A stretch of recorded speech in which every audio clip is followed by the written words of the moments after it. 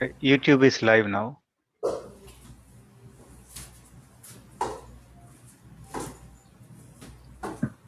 Okay, I'm checking.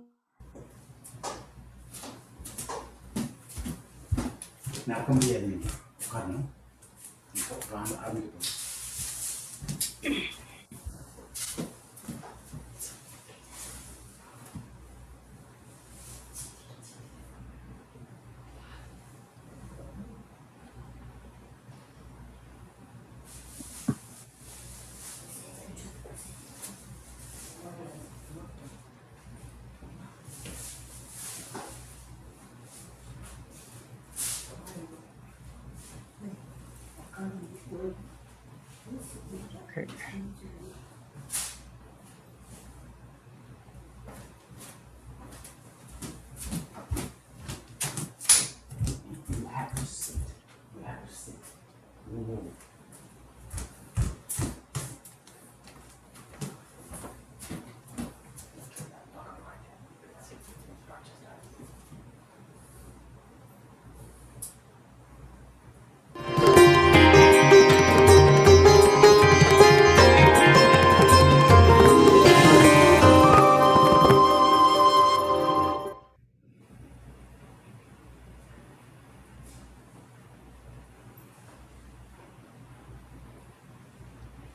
Good morning, namaskar, and hello.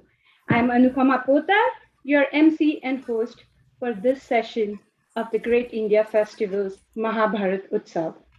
On behalf of the Great India Festival, I extend a very warm welcome to all of you to this session, which is bringing you a step closer to our culture, language, and the wonderful food from the different regions of India.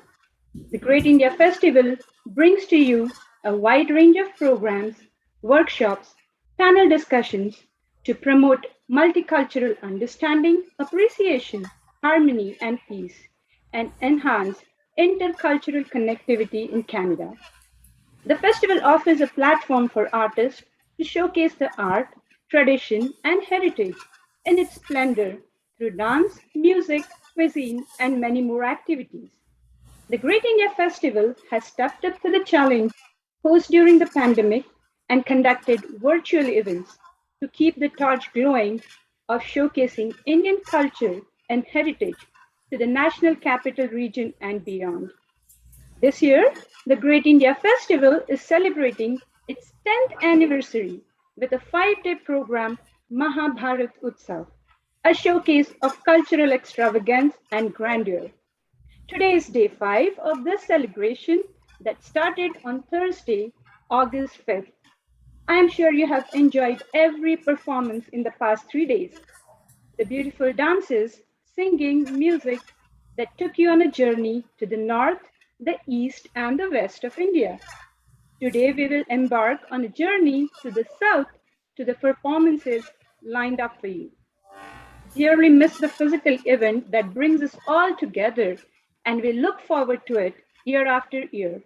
But we have made efforts to try and bring the same flavors of food, dance, workshops, panel discussions, and live performances to you through this virtual platform. Let us start the day 5 of Mahabharat Utsav by ceremonial lighting of a lamp. A lamp, or a diya as we call it, stands for auspiciousness, prosperity, and abundance. Light is a universal symbol of truth, knowledge, and understanding. So, to start today's event, let me welcome and invite Dr. Rashmi Venkateshwaran and Sri Parameshwaran to light the lamp and let the today's events begin.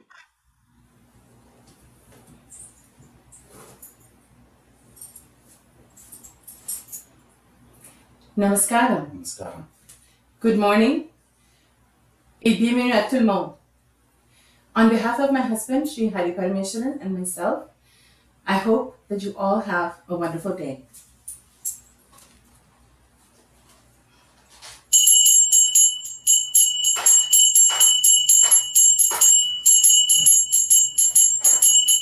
Shubham bhavatu kalyani ayurarogya sampadam mama shatru vinashaya deepajyoti namostute mangalaya mangaladhare Mangalye Mangalaprade Mangalatham Mangaleshi Mangalyam Dehi Me Sada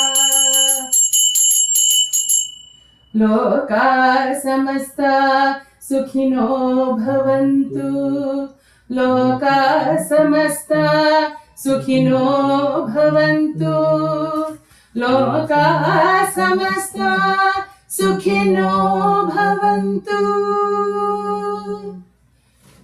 The shloka that I chanted means Shubham Bhavatu Kalyani Ayur Arogya Sampadam Mama Shatru Vinashaya Deepa Jyoti Namostute.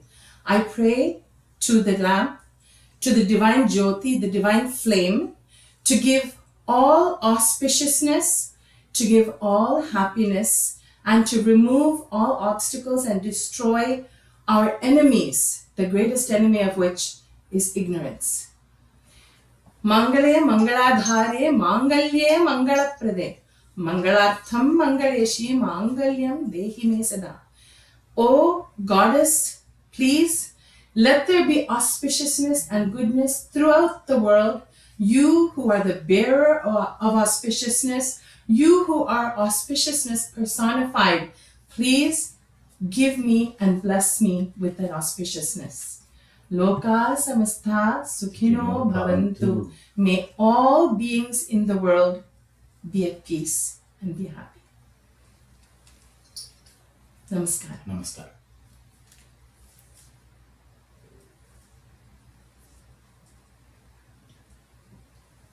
Thank you, Dr. Venkateshwaran and Shri Parmeshwaran, for a beautiful morning that you started today. We want to thank all of you, the viewers, from the bottom of our heart for being here, being part of the Maha Bharat Utsav. A huge thanks to our festival partners who support us through the grants, the Ontario Ministry of Heritage, Sport, Tourism and Cultural Industries, Canadian Heritage, the City of Ottawa, the Indian High Commission, our gold sponsors, Phoenix Homes, Kiliki IT Solutions, our culinary partners, Kali, Coconut Lagoon, and the India Korean Kebab House. Our media partners, CKCU FM, Asian Sounds, and CBC. Our cultural partners, Canadian Centre of Mindful Habitats and SSDM. And our community partner, Indo-Canadian Community Centre. Our donors and friends, all the artists and chefs without whose contribution it would never have been possible to create these beautiful events that we bring before you. Thank you for sharing your work with us. Thank you for encouraging our inner self, bringing communities, and allowing us to form true connections. I cannot go ahead without the mention of the tireless efforts behind the scenes by so many of our volunteers who have worked day and night to make this event a great success. A small presentation to thank our sponsors.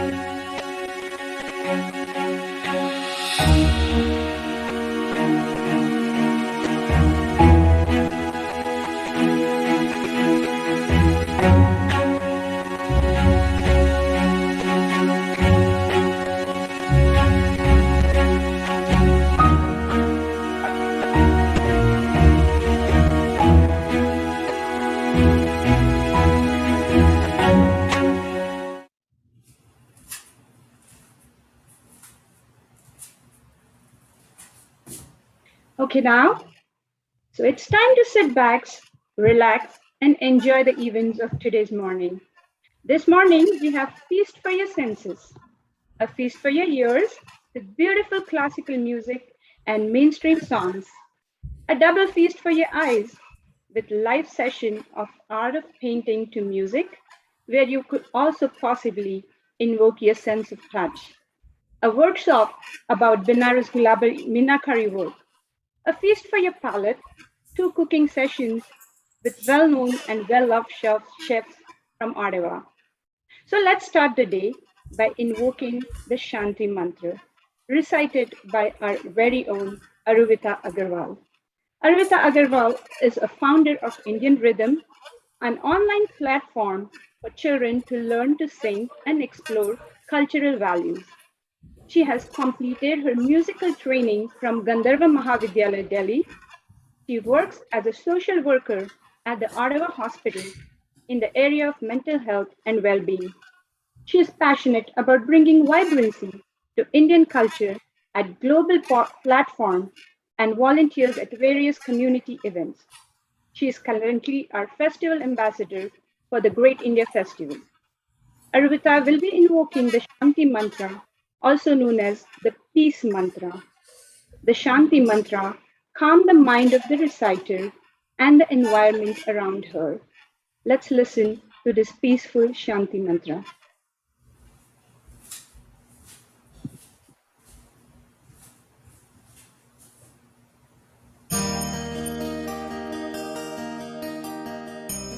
Namaste. As we begin the festivities of today, I will recite the Shanti mantra from our Upanishads. Shanti mantra is an ancient prayer seeking health, happiness, prosperity, and well-being. Chanting this prayer wholeheartedly makes us experience oneness with the universe. I hope you are able to experience the same.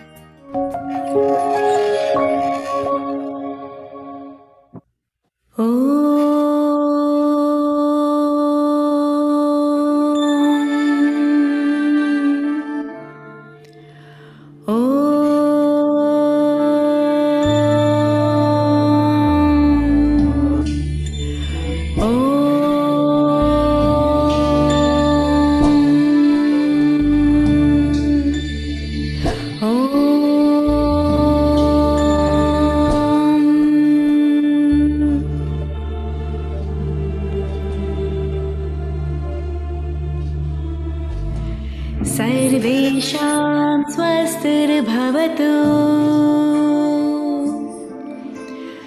सर्वेषां शान्तिर्भवतु सर्वेषां पूर्णं भवतु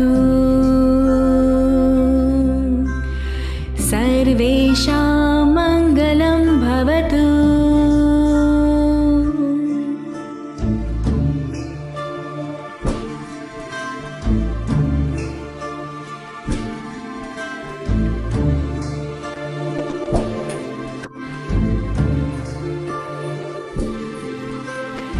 सर्वे भवन्तु सुखिनः सर्वे सन्तु निरामया सर्वे भद्राणि पश्यन्तु मा कश्चित् दुःखभाग् भवेत्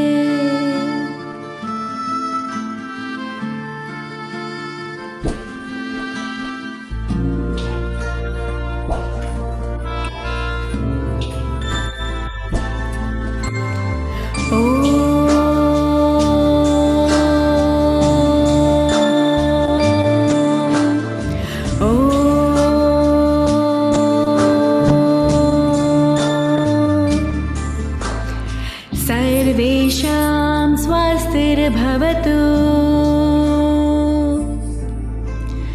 सर्वेषां शान्तिर्भवतु सर्वेषां पूर्णं भवतु सर्वेषां मङ्गलं भवतु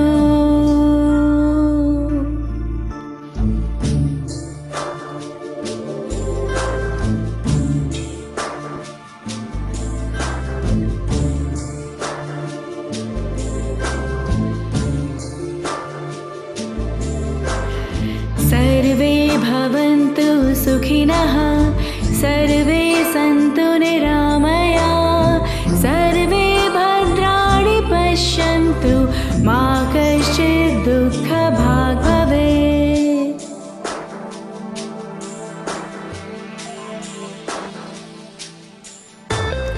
ॐ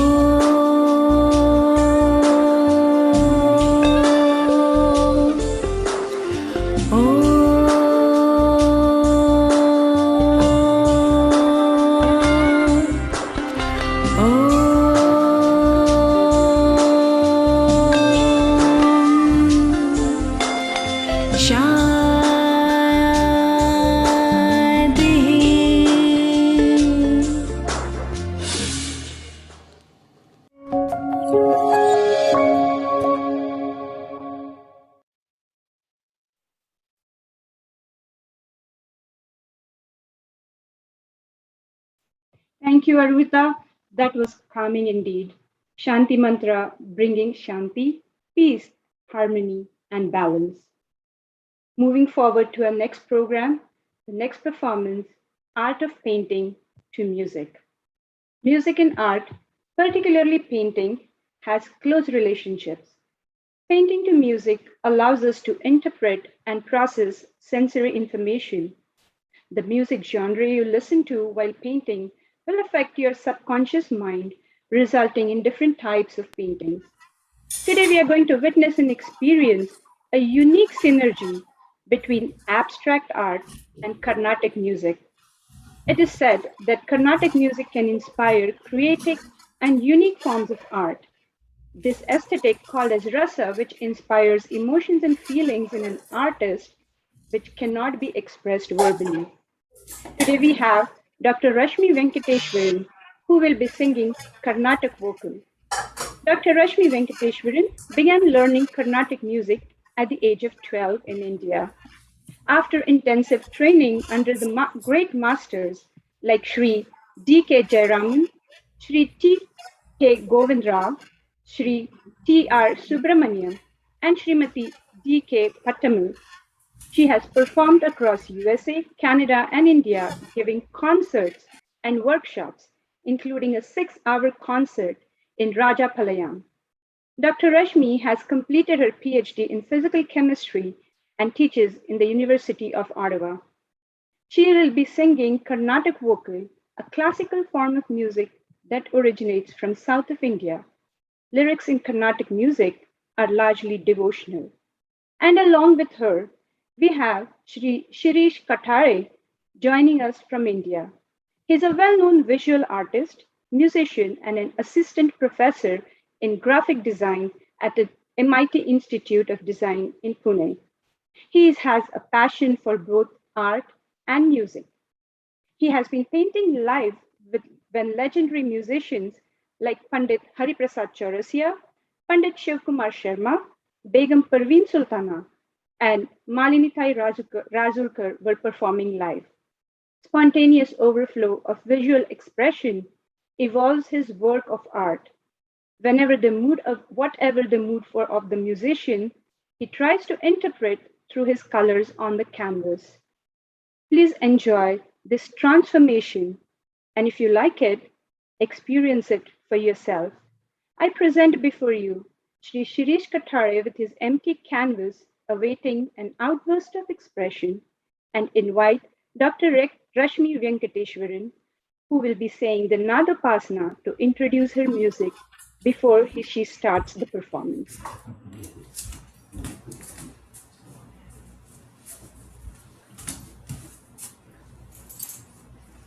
Namaskaram to everyone. Thank you so much for joining us this morning. I wanted to just say a few words about our intent and purpose when we created Nadopasana. The idea was to showcase musical bhakti. Bhakti expresses itself in India in so many different forms. And so I tried to take a regional approach by showcasing the beautiful ways in which our devout saints in India have expressed bhakti in different forms. Nadopasana, a spiritual or musical bhakti, is focused on a few different composers and their different approaches. We start with Sri Shama Shastri, who wants nothing more but to selflessly praise his divine deity, Bangaru Kamakshi. And he does it with no expectations. All he wants to do is praise her immense beauty, how she is Chandramukhi with a beautiful moon-like face, how she removes all the desires and all the maya from all beings. So his praise is so selfless and simply dedicated to praising the goddess. We move on to Sri Purandaradasa. Sri Purandaradasa sings of a dream that he had in which he saw Krishna wearing small bells on his ankles. He saw Krishna, the divine Lord, who was the son of Nanda. he saw the divine Krishna dancing on the head of the fierce snake Kaliya. And he's doing so with such happiness to the tune of Dim Dimi Dimi, with his anklets chiming as he dances. He describes the beautiful vision of seeing his devout Lord in beautiful yellow dress, accompanied by his consort Sri Lakshmi. Purandaradasa sings as he's dreaming of his Lord. We move on to Sri Tyagaraja, who's so famous for his beautiful compositions. But in this particular composition that I've chosen, which is part of his Utsava Sampradaya series, he treats God as a human being in his own home, and from morning to night, he does the seva, or the service. In this particular composition, it's a lali. He is putting God to sleep, and he sings of his beloved Sri Rama, who's lying on the ocean of milk, who is so beautiful, who has beautiful limbs adorned with gold, who has a soft voice and speaks firmly enough to drive away anybody who's cruel or all enemies, and who protects his devotee, Sri Tyagaraja. Then we move on to Sri Swati Tirunal. Sri Swati Tirunal has presented a different facet of bhakti altogether. Here, he is the beautiful damsel who is pining because her dear Lord, Padmanabha, has not come. She says, in spite of the fact that the moon is out and the bees are buzzing and the beautiful scent of jasmine is there in the lovely breeze that is blowing, still he hasn't come. Where is he? Is he with another damsel who is more beautiful than me? Why isn't he coming? I can't even see because my eyes are filled with tears. And lastly, a beautiful, beautiful bhajan by Sri Surdas, in which he sings about all the devotees his beloved Krishna has rescued, from Dhruva to Prahlada, Ajamila. Even, he says, when Dushasana was disrobing Draupadi, she cried out to him in the Sabha, Krishna. He says, all of these devotees, you came and saved them. He says, I am a blind beggar. Please save me the same way. Please enjoy this beautiful performance that is going to be amplified by the amazing art today of Sri Shirish Kathale.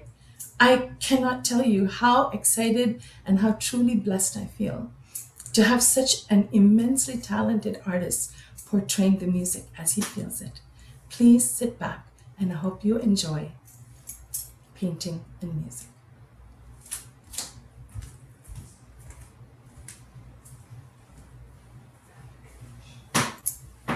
Start.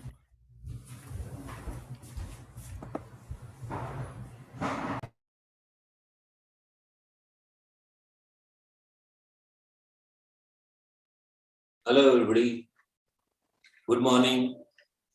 Good morning to all. I am Shirish Kathale from Pune, India, and I'm going to paint Rashmi's music. I'm a nature lover, and keep it that way. Even the painting, it reflects in the painting. My style of painting is almost, I allow colors to play and mingle themselves on the canvas that you are going to see. As I said, I'm nature lover, so I start my painting with the water droplets and the puddles on canvas. Why? Because water has a quality, is a most transparent and lively element which takes shape where it goes. It adapts to the atmosphere and it never creates any obstacle. It's so humble, and that humbleness comes from the nature, and I also see it in music. So let's start with that, and after that there will be some colors on top of that, but those puddles, and I allow them to mingle themselves. You are going to see it live on this. Yeah.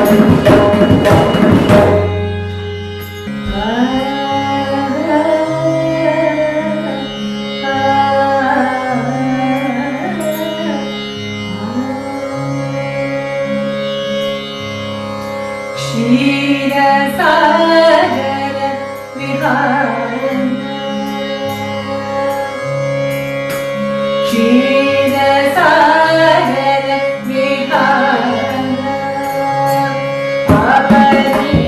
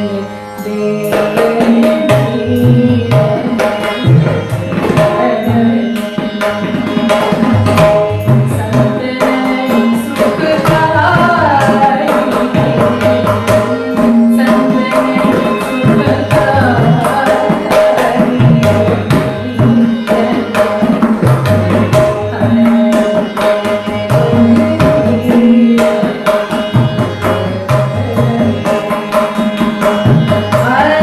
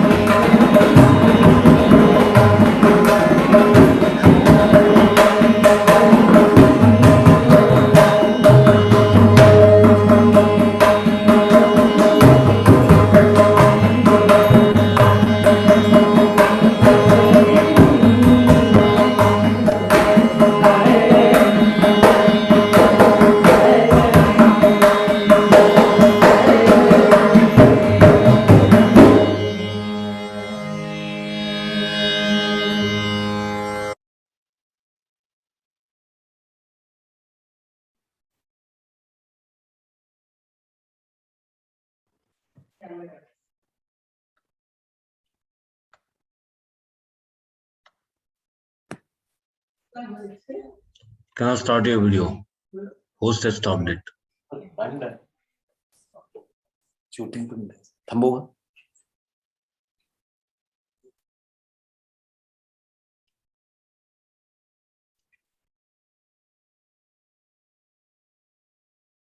It is all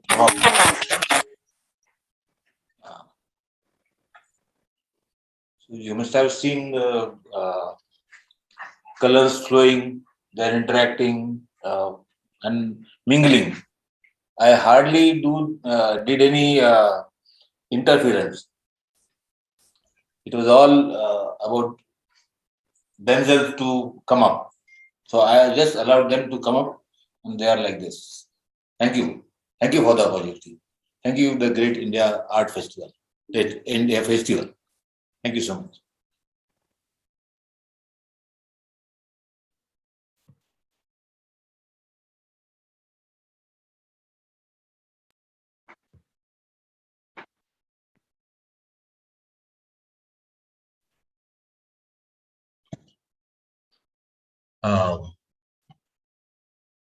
Hello, good morning.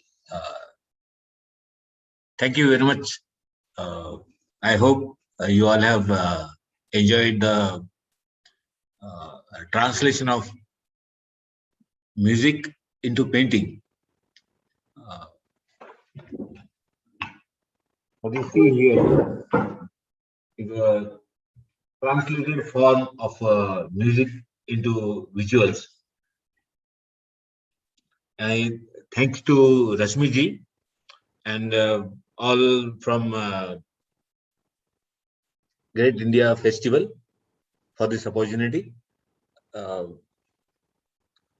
try to give the most of the freedom to the colors and the water.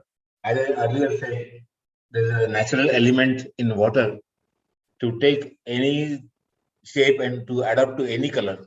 I just created the conducive atmosphere for the colors to mingle in, and music coming from outside, and water is other stuff is coming from right from my heart, and they are mingling on the canvas. That is the music and painting. The translation of music. That's it. Thank you again. Thank you all. I hope you have enjoyed it.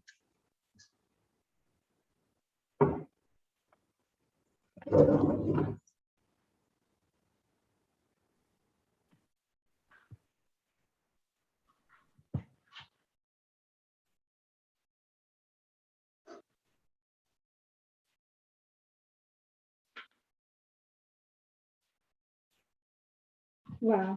What we just witnessed, what we saw in the past 35 minutes was a unique experience. I am at a loss of words right now as to how to express it. So I invite all our viewers to let us know in the chat, or if you're joining through YouTube Live or Facebook, you can write to us in the comments. Tell us about how your experience during this session was. We would like to hear from you. Please do so. I would just leave you with these emotions right now. So moving on to our next show, we are presenting before you a workshop on Benarasi Gulabi Meenakari art presented by Shopping Cart 24. Shopping Cart 24 is an online platform which comprises of more than 13,000 products inclusive of 299 geographical indication or GI products. Shopping Cart 24 is providing an online-offline channel to showcase distinctive and versatile products, thus promoting the richness and uniqueness of Indian arts and craft. Meenakari is a process of painting and coloring the surface of metals and ceramic tiles through enameling originating in Iran. Meenakari art usually involves intricate designs. The Meenakari in Varanasi is characterized by pink strokes on white enamel and hence known as the Benares Gulabi Meenakari. Let's watch this beautiful workshop.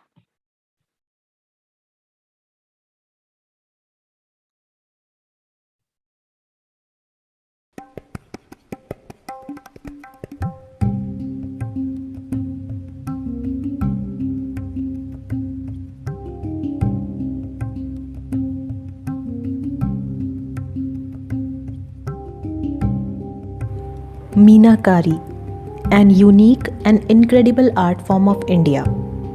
It is basically enameling of metals. It is the art of ornamenting and enameling metal surfaces by painting and decorating them with marvelous designs. And then they are fired in the kiln. In the furnace, the colors harden and fuse with the metal itself. It is actually a hereditary craft today, as it is very rare that the knowledge of Meenakari has been shared with outsiders. It is just passed down from one generation to another. Let's open the door of history about Meenakari art. Meenakari has originated from Persia. Meena fixates on the cyanic color of heaven, as Meena is the feminine version of Meenu, which means heaven. This art was created by Iranian craftsmen and eventually spread to other countries, including India, by Mongolians. This Shahi art was popularized by Mughals for their love towards intricate Mughal jewelry. This art got popularity in Rajasthan also, somewhere around the 16th century by Raja Man Singh, who called for Meenakars from the court of the Mughals based in Lahore. Thanks to him, these Meenakars got settled in Jaipur, and then the art was here to stay. Now Jaipur is the heart of Meenakari art in India. Meenakari is still practiced today quite a few places of India, and each places or state has a style of their own. For instance, in Benares, the rose pink color is used the most, whereas in Lucknow, the Meenakars specialize in blue and green Meenakari over silver. Enameling over gold is done in Delhi, Benares and Jaipur, whereas silver enameling is done in Bikaner, Udaipur and Nathdwara. On the other hand, glass Meenakari is done in Pratapgarh. It is my pleasure to introduce the special art form of Varanasi, in which truly heavenly colors are used, is known as Banaras Gulabi Meenakari craft. In Banaras Gulabi Meenakari craft, the azure color of heaven is used prominently, and the speciality of the Meenakari is the uses of dusky rose pink or Gulabi Meena, which is obtained from the gulab or rose. The ancient city Varanasi is a potpourri of abundance of life and celebrations. The city, with its ringing bells and ever-beckoning ghats or river banks, resonate with the sounds of art and traditional crafts. The city is preserving its tradition and heritage also. In the lanes of Varanasi, we found an incredible artist of this craft who is nurturing this craft globally with his heart and soul.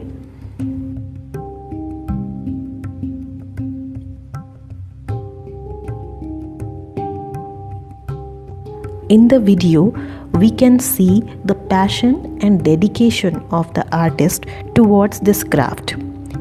He told us the speciality of the Meenakari is the uses of dusky rose pink or Gulabi Meena as the dominant color. This art is about coloring the surface of metals by fusing over brilliant colors that are decorated in an intricate design.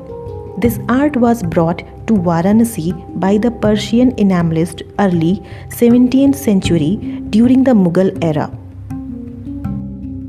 Banaras Meenakari is known globally for its signature pink color, which is obtained from the gulab or rose. The bold, beautiful and bright pink jewelry is characterized by pink brush strokes or dusky rose pink on an opaque white ground or white enamel.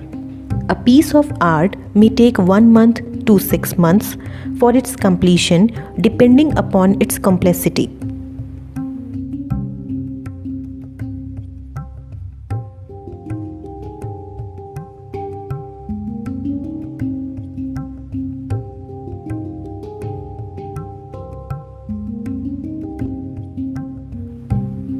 This artwork is accomplished by the complex artistry method, as at first a metal is engraved with intricate detailing and the silver sheet or wire is cut according to the required size.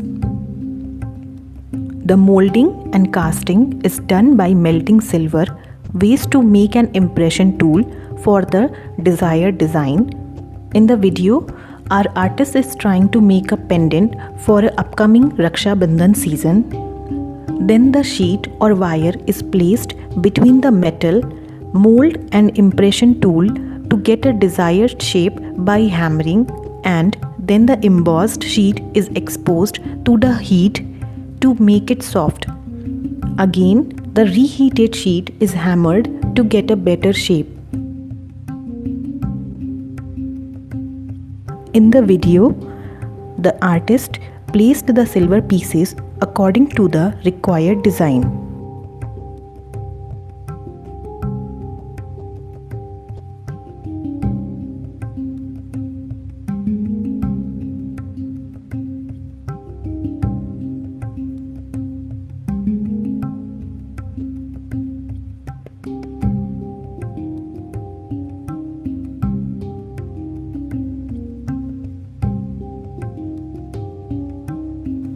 Filling the top edges of the craft for the neat finish.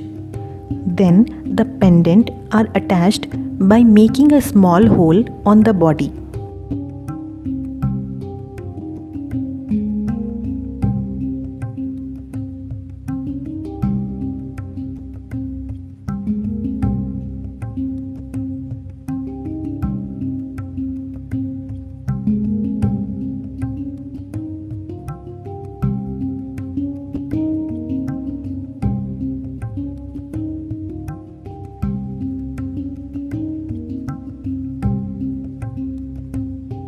The small pieces of silver sheet are dipped in water-soluble flux and then placed on the craft to join the two parts by firing through hand gas burner.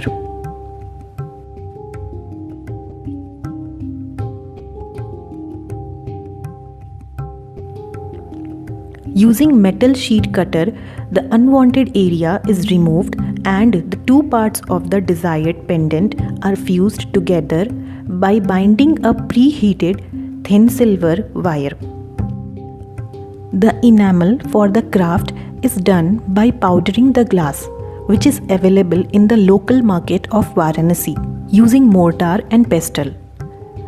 Mixing the powder glass with liquid made of pomegranate seeds and water give a shining surface.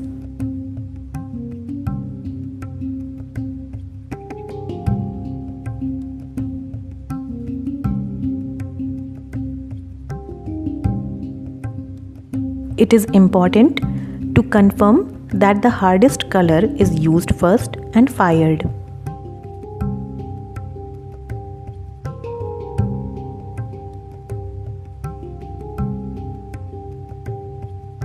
And then the engravings are filled with enamel colors. Different color glasses are used for different colors.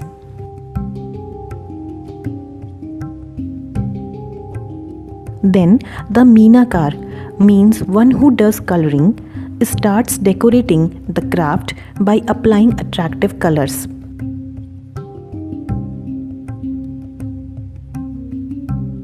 Different color glasses are used for different colors.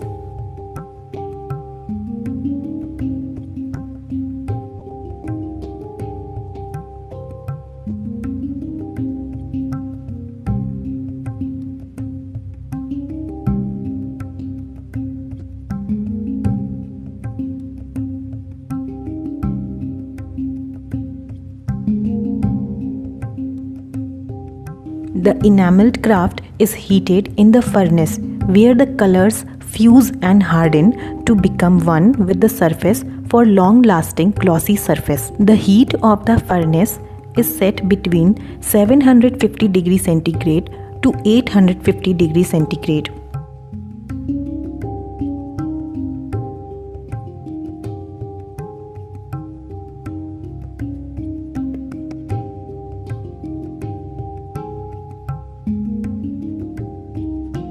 If requires, the kundan stones are added to embellish the artwork. In the video, our artisan is preparing silver rakhi for the upcoming upcoming Raksha Bandhan season.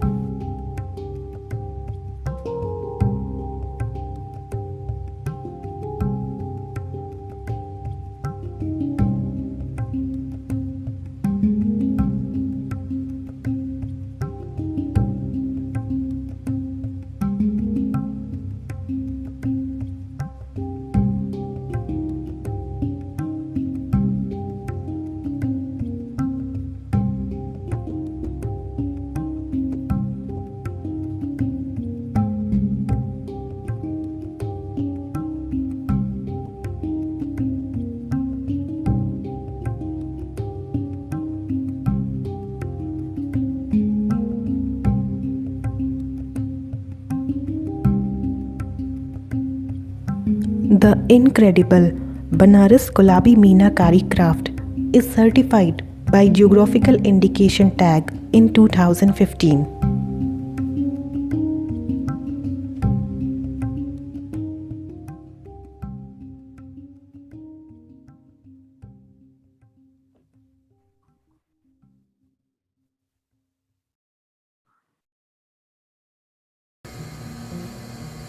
Today we'll take you through a sensory journey. We will show you mouth-watering recipes.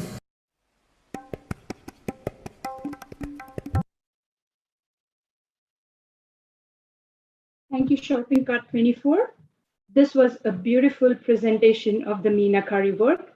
I think we all appreciate the beauty and the painstaking work that the artisans take for these beautiful ornaments. Please visit Shopping Cart 24 for patronage. You can buy authentic Meenakari work and support the artisans. Now it's almost lunchtime, and in case it was a personal festival, we would have seen visitors line up in front of snacks tent and the food tent, inviting scrumptious and electable meals make all welcome all to the tents over there. Yesterday, Sri Karunakar Prapalaji specially mentioned that he misses the aromas of different kinds of food cooking on all sides. Although we cannot create the aromas here through the virtual presentation, I invite you to create them in your own kitchens. How? By showing you some delicious, tantalizing food preparations and dishes. So get ready to tantalize your senses. I'm presenting before you the first food cooking demo, Sing Along Chef. So you're having a special treat for your eyes and your ears. Just a while ago, we witnessed a special synergy between music and painting. Let us witness a synergy between food and music. Let me introduce Chef Sachin Lalit, owner and executive chef of the India Korean Kebab House, located in the historic Bywood Market District in the heart of Ottawa. He is a renowned and well-loved chef in Ottawa, known for his eclectic menu covering a wide range of regions in India. Now, he says cooking makes him feel the same way like a singer feels when he sings and a painter feels when he paints. He gets lost in his cooking. The talented singers include Donny David, who will sing a Malayalam song, Ishwari Argade, who will sing a Hindi song, Sri Lakshmi Ajagopal singing Tamil song, Dr. Smita Thakte singing a Marathi song, Dharmaraj Hammanwar presenting a Kannada song, Lakshmi Chopra presenting a Telugu song, and Gautami Rao singing a Hindi song. Please enjoy a feast for your senses.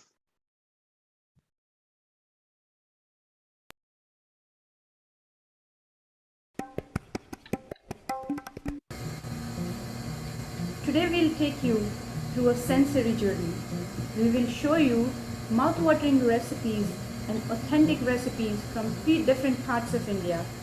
At the same time, present before you some popular, melodious and beautiful songs in 6 different languages sung by local artists. So sit back and enjoy the feast for your eyes and for your ears. To start with, let me introduce you to the chef who along with me will walk you through the journey and guide your senses to the amazing recipes he will present.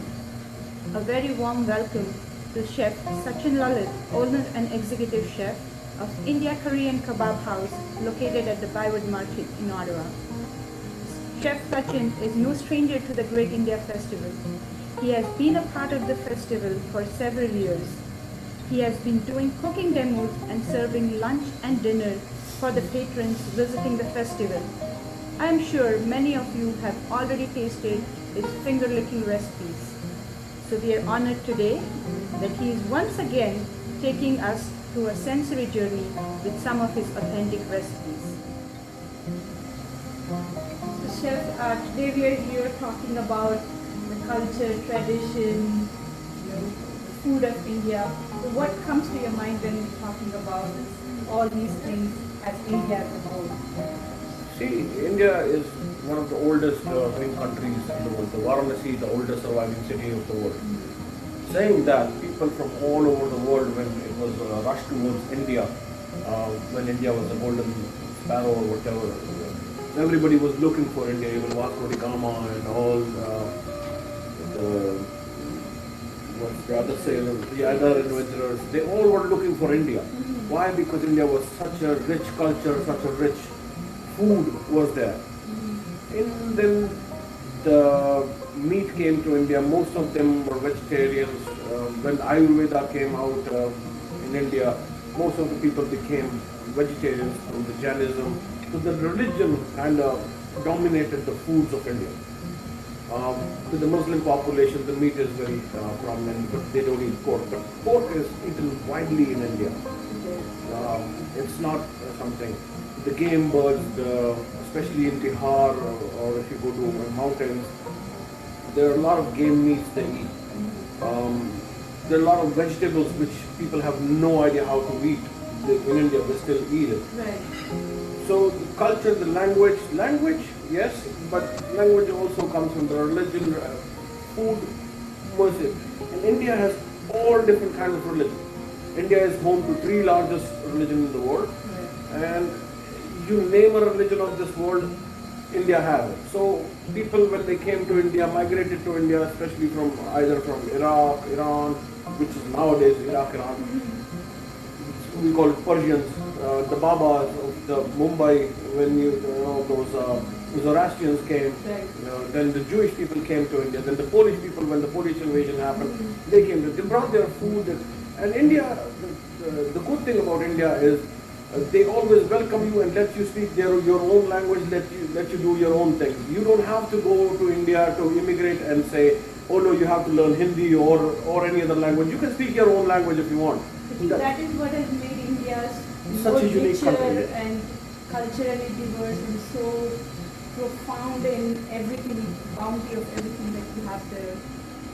I have nothing against Canadian world. It's a beautiful country. I love it. But here, either you have to speak English or French. In India, you can speak any language you want and still survive. Even if you're not speaking any language.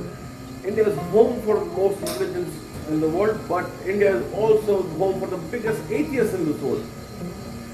People like Osho, Babas, this. So very open-minded culture and society. And food kind of influence everything. So we pretty much eat everything in India, and with the different spices. Some are dense, some are sweet, some are this, and everybody. So yes, religion and culture, languages, all food has a very dominant presence. Festivals and religion in India has changed, has been a very influential factor in how the food in India has. Oh yes, food. Festivals brought large-scale food preparation styles. Say the gurudwaras in India, or the temples in India, they make it a large-scale food. So biryanis were invented to feed large-scale people. The dish biryani was invented to feed large-scale of people, armies, big time, because you can make that and keep it for 4 hours, and then when it's time to open, you can just open the big pot and you can, everything is ready. But to make that pot, to set this pot, it's going to take you more than 6-8 hours. But it will cook at the same time. So festivals was army, when you have to feed an army, when you have to feed, say, if you're going to a temple like Tirupati, once you go there, they will serve you food. The techniques came out of those for those problems. The idea was the biryani. Biryani was idea to feed a whole lot of people at the same time. So you can cook the rice half, partially, and you can put it in dum. And when it's in dum, when it's time to open, 3-4 hours later, you can just open and everybody can be served at the same time, but the food is still hot and fresh. Most delicious food is served in most of the big temples and gurudwaras in India, and people actually go there to taste that food, and not just taste that food, but get a taste of the culture. It's the simplicity of the food. The simplicity of the food. When you come, we were talking and you told a lot about how you happen to go through your journey of becoming a chef. So what do you tell people who want to come into this profession? How would they want to be still bound to their culture and tradition and still become successful in this country? Just keep an open mind and have a passion. That's, I think, two key aspects of becoming anything in this world. If you're passionate about something, if you're passionate about food and cooking, sure, this is your profession. But then you have to keep an open mind, learn other cultures. In India, here, French cuisine, I learned a lot from the French cuisine. You can mix and match the French cuisine. I mix and match a lot with the Italian cuisine. We make our Indian style pastas, or we make our Indian style pizzas. You can always, if you're keeping an open mind, the food is bigger than sea. What is your favorite food in Canada? Favorite food in Canada, somebody else cooks it for me, that's my favorite food. I think that's the answer that every chef is using. Pretty much. We cook for every day for everybody, but... And what is one of your comfort foods or best? What is that you like to cook when you want something for yourself? Me, I grew up in northern part of India, so the goat or the lamb with dal. Dal gosht is one of my favorite things to eat. Dal palak gosht. I put a little spinach, little dal, little meat, and I cook that, and that's my comfort. Have you ever invented a recipe where you just cook in the pantry and you put things and there's your recipe? Always like that, always. I don't go by book. I don't know how to do it. You see me cooking, you put a little bit of this, that, taste, There's no set recipes I have no recipes written anywhere and, this much we're gonna put this. No, it's all by hand, it's all by, and that's why Indian food takes a lot of time to understand and learn.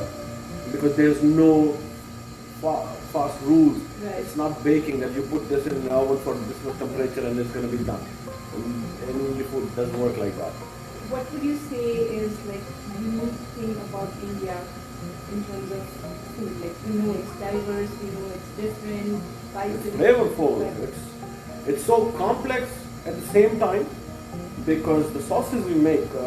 I remember we were doing an interview with the guy who invented the Worcestershire sauce. He went to India and he tasted a sauce and he wrote down the ingredients. And when he came back to England and he started mixing those ingredients, it tasted. So the ingredients, the way, the timings of putting it in, and the Worcestershire sauce is now one of the world famous sauce. But the only thing is, when it tasted bad, he left it alone, and when it fermented, he distilled it, and the sauce was really, really tasty. But he tasted that sauce in India. In what village, what he did. In India, we make every grandmother, every mother, they make their own mixes of things, spices. So a lot of good flavors came out, and they're very complex flavor and are very simple at the same time. Same as I just tasted in your reviews. They are very simple yet very complex flavors. Yeah. And each dish has, you can taste almost every ingredient in that each dish. So, yes, The difference is the timing, when you're going to put what. I've seen a lot of people putting ginger and garlic after their onions. That will not be cooked. It won't give you the same flavor. So it's the timings of what you're going to put and when you're going to put your next stuff is very important for Indian food. all over India. If this is cooked this much, then you put the next ingredient. You can't just mix it all up, and of course you're mixing it all up, but timing is very important. That's what makes the flavor different. Thank you so much, Chef. It was a pleasure talking to you, and thank you for being a part of this Great India Festival. Pleasure was mine. Thank you, viewers. Thank you, everybody. Thank you.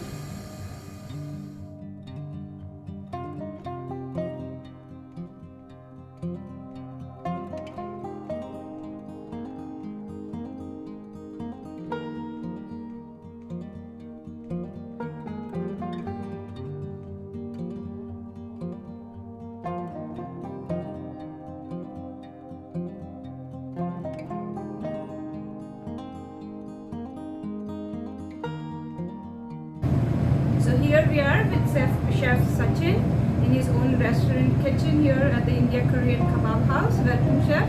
Thank you very much. So should we start right Yes, away? today we're making 3 dishes. One is lamb kebab, which is coming from a state called UP in India. The place is Kakori. It's near Lucknow. So we're making Kakori kebab today, which is a specialty of Kakori. Kakori is famous for 2 different things. One is their kebab, second is the Kakori train robbery, which is done by British Raj with the, you can read all over the internet. We're going to talk about the recipe today. So we're going to start with our lamb. So this is shoulder and leg of lamb. We're going to do the ingredients now. We're going to put ginger because we have to mince it. So we're going to put it like this so it gets minced all together. We're going to do some green chilies. Green chilies you can put according to your taste, how hot you want it. It's going to go a little cilantro. We're going to do a little bit of mint.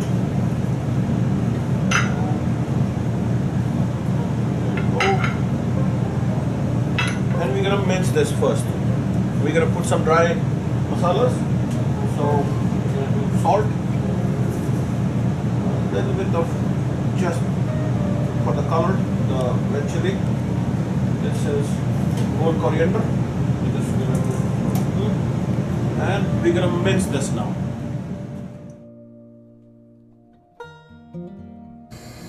So today we are here looking at recipes from some authentic regions of India, and let's also see an authentic flavor in music from a part of India, Punjab. So this song from the movie Fukre is been adapted from the old Punjabi folk song. Let's listen to this song in the voice of Ishwari Aggarwal, originally sung by Sona Mahapatra. Ishwari learns Indian classical music from Pandit Vinay Bhide.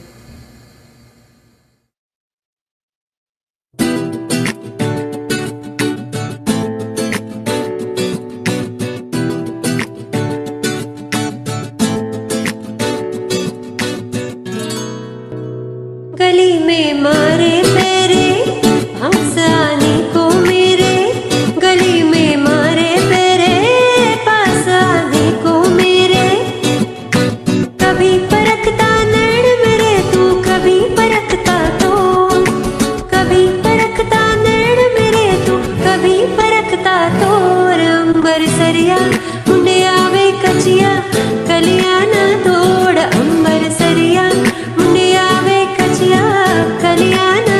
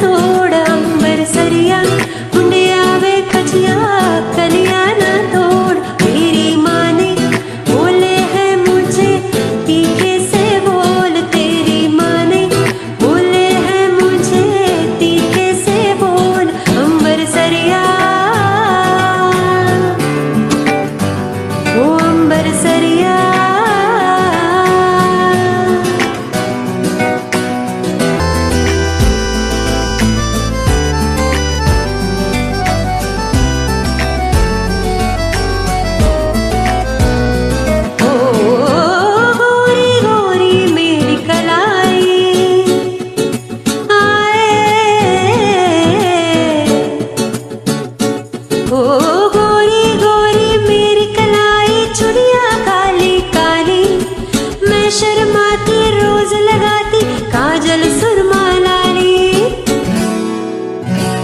नहीं मैं सुरमा पाना रूप ना मैं चमकाना नहीं मैं सुरमा पाना रूप ना मैं चमकाना नैन नशीले हो अगर तो सुरमे तीखी लोड़ अंबर सरिया मुंडिया वे कचिया कलिया ना तोड़ अंबर सरिया मुंडिया वे कचिया कलिया ना तोड़ तेरी माँ ने बोले हैं मुझे तीखे से बोल तेरी माँ ने बोले हैं मुझे तीखे से बोल अंबर सरिया ओ अंबर सरिया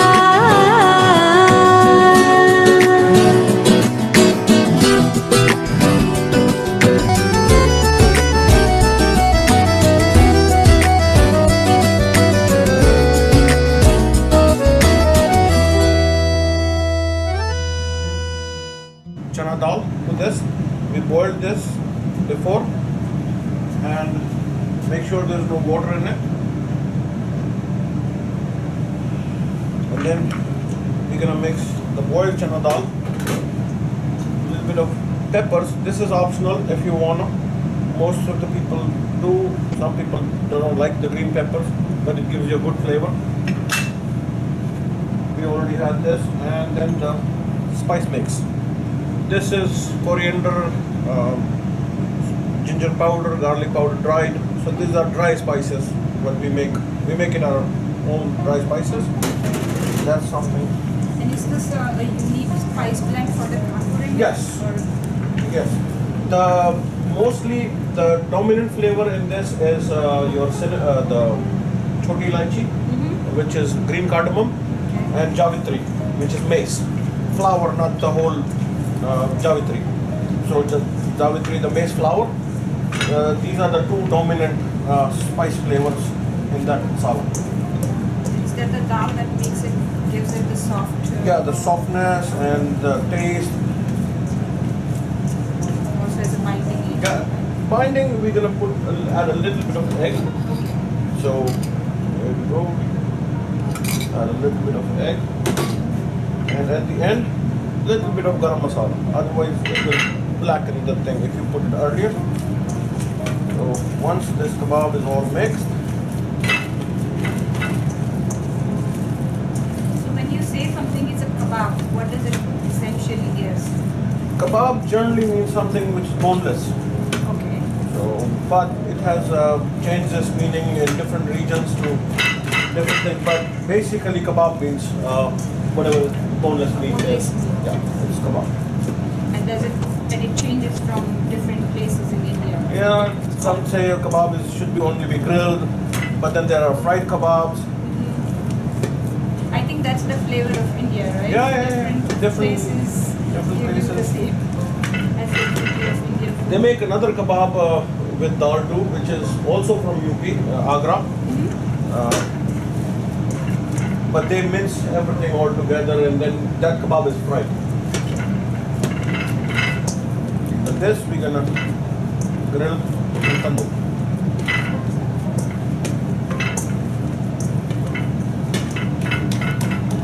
Okay, you can go to the tandoor if you want. And you see, love does not have to be for a person or a thing. It is an expression that you hold for something that is dear to you. I heard this wonderful song in Tamil from the movie Hava Kadaigal, which talks about how love is universal, unconditional, and how much joy it brings to a person in love. Originally sung by Justin Prabhakaran, we will listen to it in the very melodious voice of our own Sri Lakshmi. Enjoy the song while we let our love for the food simmer.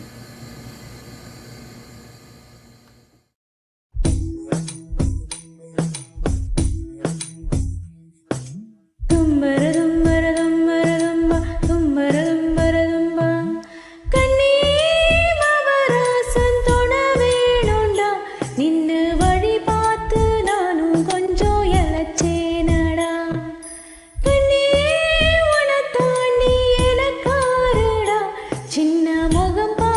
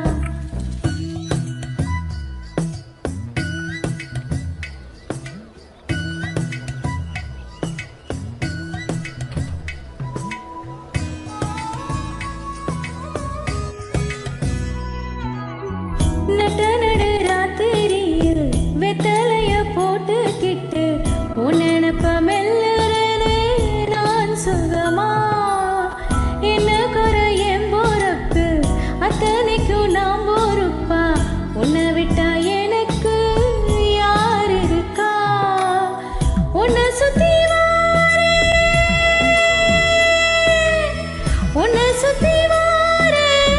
ಮುಚ್ಚರಿಕ ನಾನು ಕಣ್ಣಾಲೊರು ಸಾಡಬಹುದು ಉಸಿರ ಕಟ್ಟಿ ಕೊತ್ತಾಗತಾರೆ ತಂಗಮೇ ತಂಗಮೇ ಎಂಬಳ ತಂಗಮೇ ಆ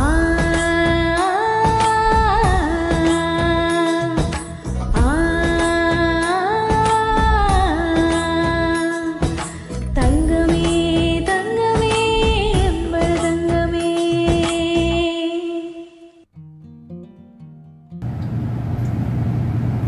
Now we're gonna make our dal muradabadi, which is white dal. This is urad wash dal. So we just added. So for dal muradabadi we use urad wash dal. So it's a white dal. It's the same black dal you cook, but it's washed. So this husk is off. So it becomes white, and we're putting no turmeric to it. We want the same color to this dal, white color. No turmeric, just the salt in this, and we boiled it, and now we're gonna temper it. We take some desi ghee, and we're gonna add some whole red chilies. Wait till they burn. Once they burn, they give you a better flavor. Then we're gonna add jeera. As soon as the jeera comes out, we're gonna add garlic. We're gonna brown the garlic.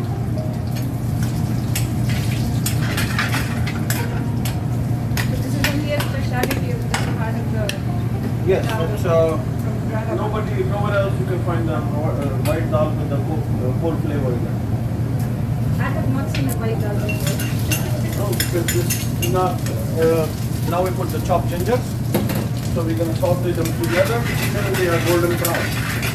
The flavor will be better if they're golden brown. It tastes much better with the ghee tempering. Yeah. Anything you taste good. Anything you temper it with ghee. Don't use any other oil, because other oils has a very low smoking point, Correct. and it will not give you the very good temperature for your tempering. Use mustard or ghee. Already I can smell the garlic, I can smell the red chilies. It's that amazing ghee smell. The ginger. Now we're gonna put the onions.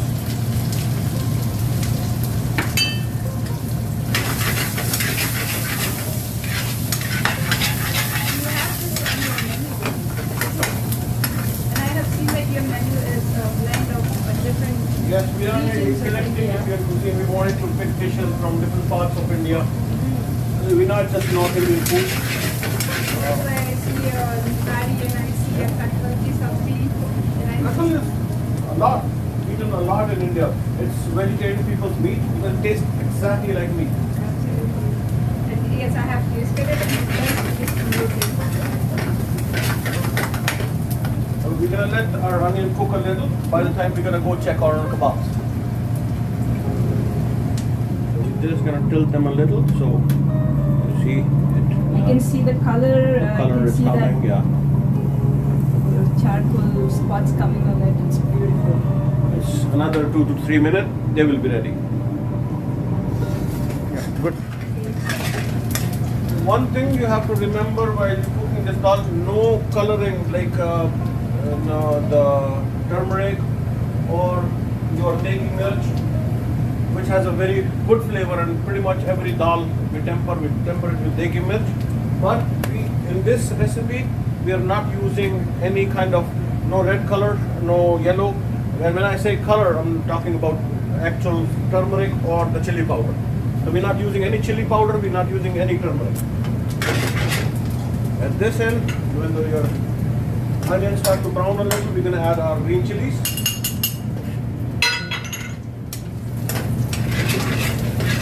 Dal is it's like a comfort food in every part Every part of India. India and Mexico and in Southern America. Right. They eat beans like more than us. Yes, for me, like dal and rice is The a comfort comfort food, food. yeah. Go any part of India.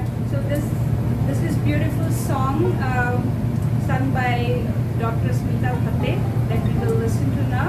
She's going to sing this song in Marathi, and it brings back my memories of Marathi that is my mother tongue and brings me with my memory that I'm watching a dal being made, and originally sung by Asha Bose, and she's going to sing this beautiful song for us. So let's listen to it.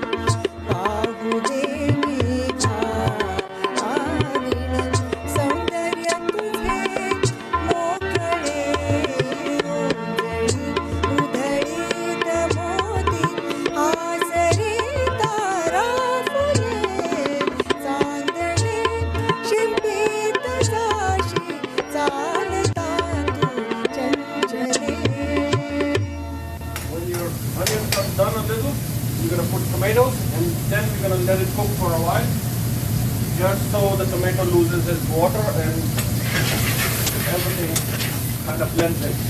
And now our kebabs are ready. We're going to go take a look at our kebabs.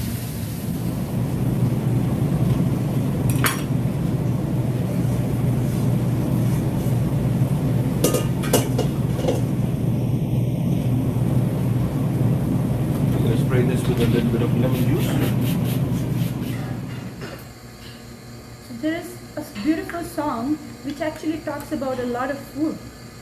That song is, about a woman asking her husband to come for lunch, and that she has prepared a traditional Kerala dishes, sambar, avial. Wow, I'm already getting hungry listening to it.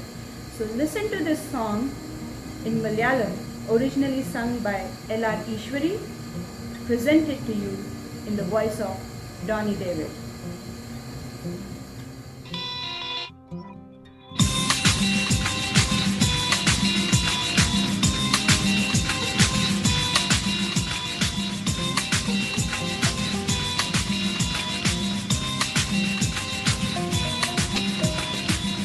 അയല പൊരിച്ചതുണ്ട്, കരിമീൻ വറുത്തതുണ്ട്, കുടംപുളിയിട്ട് വെച്ച നല്ല ചെമ്മീൻ കറിയുണ്ട്.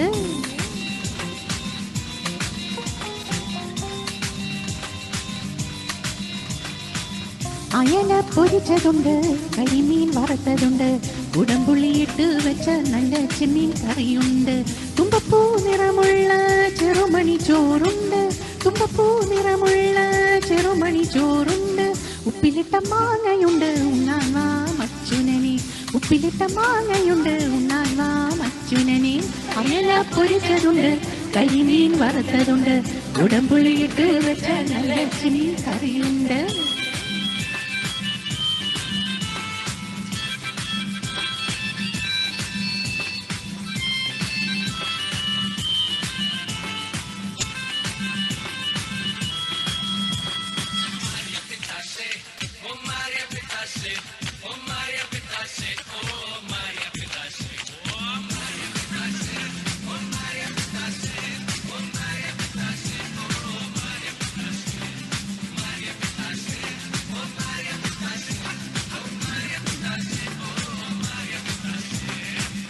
വെണ്ടയ്ക്ക സാമ്പാറിന് കൈപ്പയ്ക്ക വെള്ളരിക്ക, വെണ്ടയ്ക്ക സാമ്പാറിന് കൈപ്പയ്ക്ക വെള്ളരിക്ക.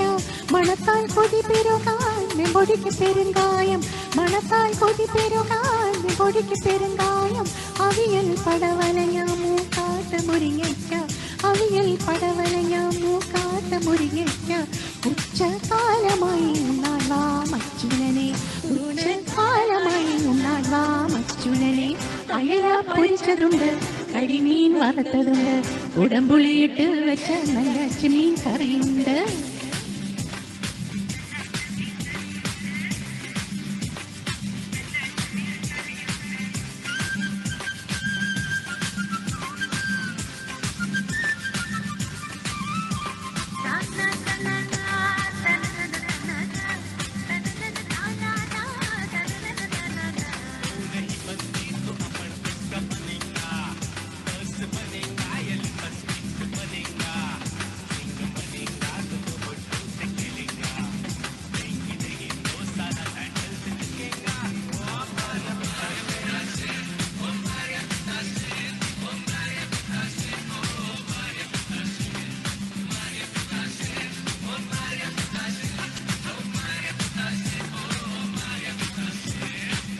മത്തങ്ങ പച്ചടിയും കുമ്പളങ്ങ കിച്ചടിയും, മത്തങ്ങ പച്ചടിയും കുമ്പളങ്ങ കിച്ചടിയും.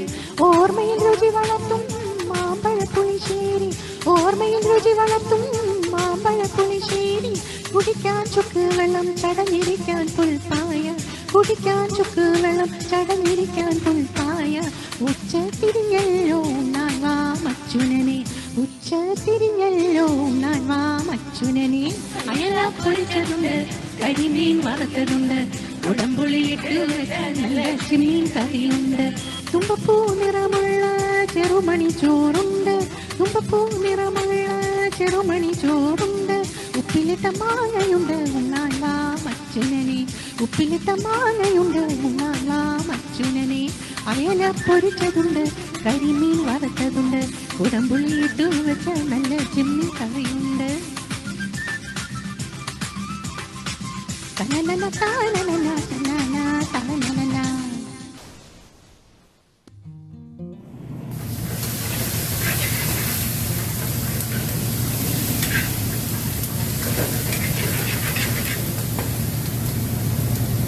We can add a little bit of hing to this. Good.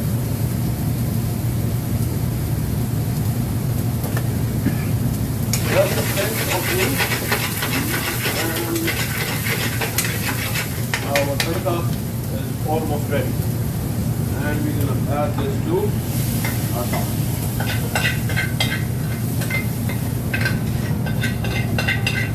What is this garlic usually eaten with? you can, generally it's because from UP, most of the UP people eat puri a lot. Right. So That would be a amazing combination. Dal with puri. and it has to be this thick. You cannot make this dal in a watery kind of thing. Last thing you're gonna add a little bit of coriander and a little bit of lemon juice.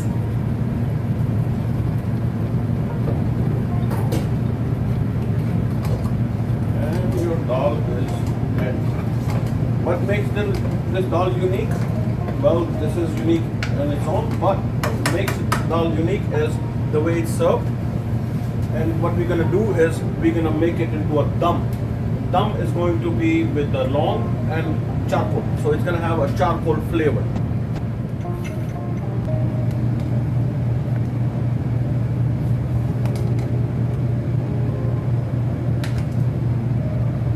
The recipe itself is unique, and I think the way you're presenting it is making it more unique.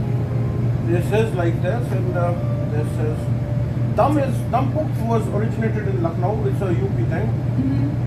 So Awadh, before the states, the region was called Awadh, so it's called Awadhi food and dum cook, whatever you want to call it. So now we're gonna put a charcoal here, few cloves of long, and mix it with a little butter here. We're gonna put a few cloves. Already smell the clove, right? Yes. When it's done, then we're just gonna add a little butter to it. So it will create a lot of smoke, and we're gonna cover this. When this is done, now we're gonna do our dab chingri. Now we're gonna make a thing called dab chingri. Chingri means basically shrimps in Konkani language, and dab means dum. So what we're gonna dum in it, we have a fresh coconut. We're gonna empty this. We're gonna take out the water and not throw it because we're gonna use it later. This is also a very unique way of Cooking, the yes. dish. With any Water plays a very important role in our lives, and especially the river Kaveri, who we call as mother, plays an important role in the lives of people living around it. So this song in Kannada draws similarities between the sacrifices a woman does and the river, from the movie Jeevanadi, originally sung by S.P. Balasubramanian. Let's listen to this beautiful song in the voice of Dharmaraj Hammanwar. He is trained in voice culturing from the famous South Indian music director Shri Rajan Sir of Rajan Nagendra fame, and is a professional singer.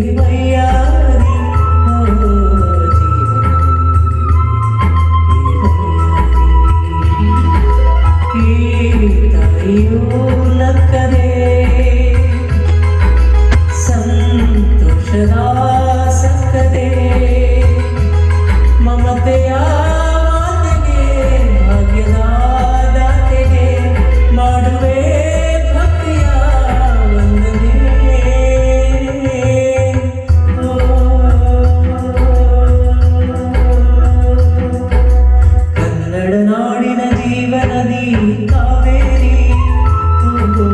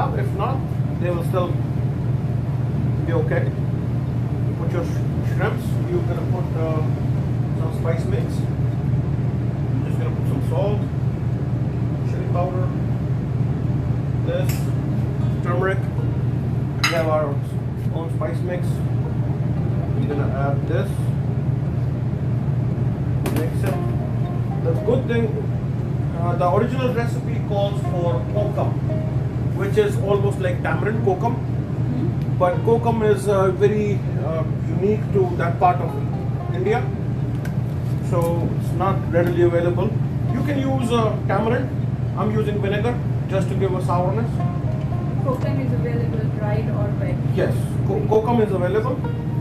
So once your shrimps are marinated, we're going to put our shrimps in this.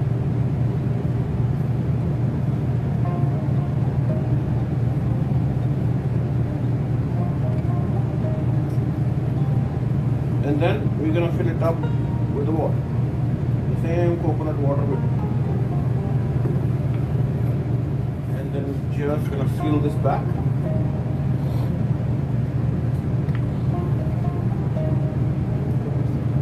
This is again a different kind of dum here. Yeah, we're doing just different kind of dum. And I'm just applying a little bit of atta to this so it gets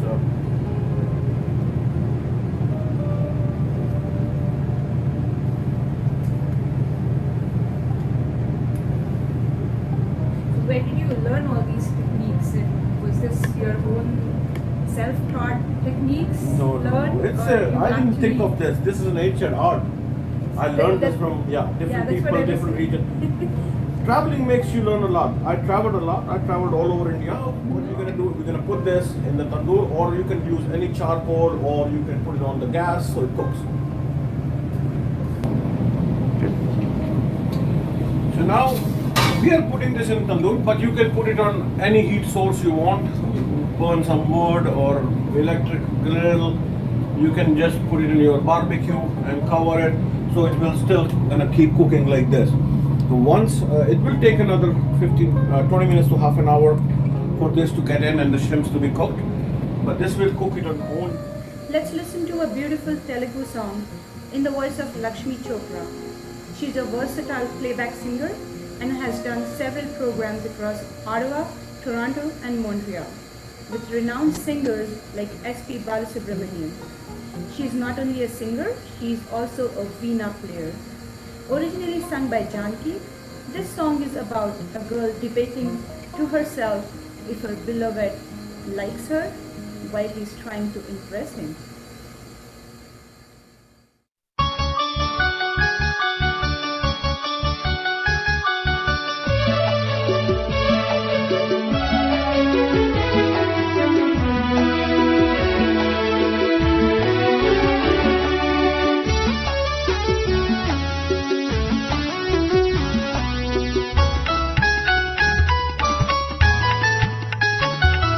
మనసా తుళ్ళి పడకే అతిగా ఆశపడకే అతనికి నీవు నచ్చావు లేదో ఆ శుభ గడియ వచ్చేను రాదో తొందర పడితే అలుసే మనసా తెలుసా మనసా తుళ్ళి పడకే అతిగా ఆశపడకే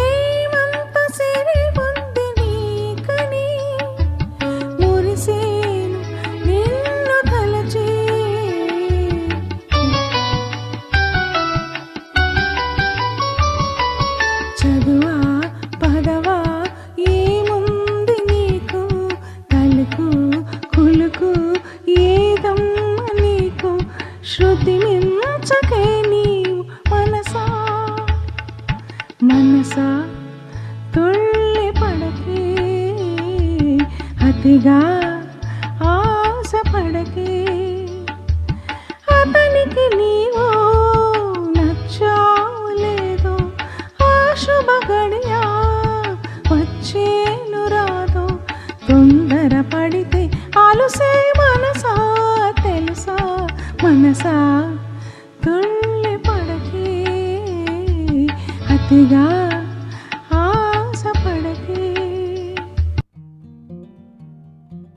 Own coconut juice and whatever cream and things in the water inside. Once it's cooked, you can just take it out and put it on a plate. You can either take the spoons from straight from it, or you can transfer it to a different dish. So Anupama, now this is We are here with Taste, all that amazing yeah. food that you just made in the kitchen, and I can't wait for you please to have a seat. open the. I'll show you start with. This is the kebab we made. So this is the kakori kebab. Taste it and let us know. We use this to serve, so your kebabs remain hot. There's a live charcoal in there. Okay. If you want to see, it's right there. So means if you're having your wine, if you're having your kebab slowly, that's all you can have it in here. So your kebab will still remain hot. Please. I see that you not only have a unique way of making things, you have a unique way of presenting everything here. You have to be very creative with all this. So I'm going to serve you this with your, we call this our mint chutney. So kebab with mint chutney. I see the beautiful color on them, the The charcoal. dal, yeah. I can still get the charcoal smell and still see the spices in the dal in it. Dal has more protein than meat, so it's a very good combination of both. So if you have dal, it's full of proteins too. It's melting in your mouth. Very good. Perfect. Amazing flavor. I can still sense all the spices. This is beautiful. Thank you. Thank you. Now we're gonna open our dal, which is under the dum. So we put remember we put a charcoal in there, so it's gonna be all flavor with the cloves. So now this, now you can smell the charcoal. Smell the charcoal. Smell the flavor of the dal. flavor of the cloves.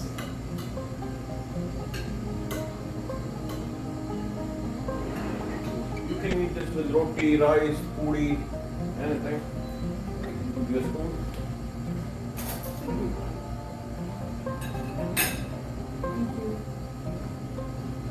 So this is our dal muradabadi. Muradabadi dal. Right? Dal. This is with the charcoal. This is a very, very unique taste and flavor I've had. Nothing like any dal that I have had before. You can smell the charcoal in the I dal. can smell the charcoal, I can smell the cloves, I can smell the garlic. I have that very slight hit of, I also smell the ghee that you put in. The ghee is coming to at the end. You can taste everything separately. Everything separately. It's not blended. This is very unique. I think everyone here should try this, making this dal at home. And you're not going to make anything else after this. This is wonderful. Thank you. Thank you. Now it's the dal chingri, which we made the shrimps with inside the coconut, and this is steamed, boiled, or whatever you want to call it, because it has its own coconut cream in it. You can straight eat it from here. You know, open it. You can either just take the spoon, or you can eat it from there, or you can empty it in any container you want. Okay. So what do you? I'll just do it. Thank you.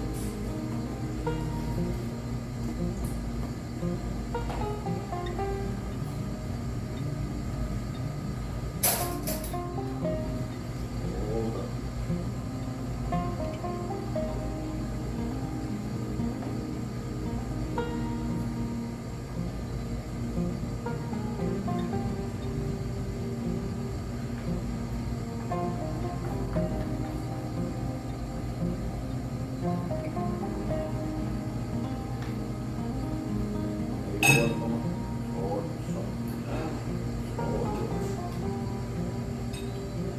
Let's try the dal chingri now. The shrimp that was cooked in Inside the coconut coconut shell. itself, In with the coconut coconut milk. juice, you can see all the juices, and inside the coconut, the shrimp will take all the juices. There you go.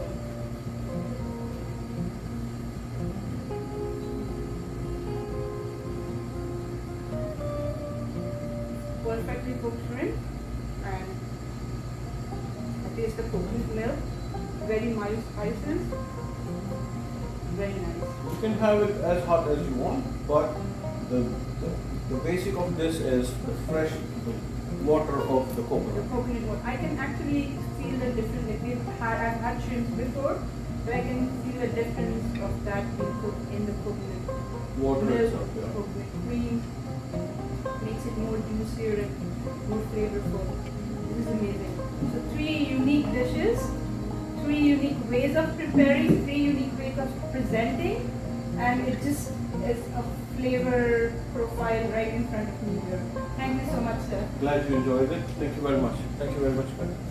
I should ideally offer you a pan, a Benarasi pan, but I cannot do it here right now. What I can offer you is a Benarasi flavor.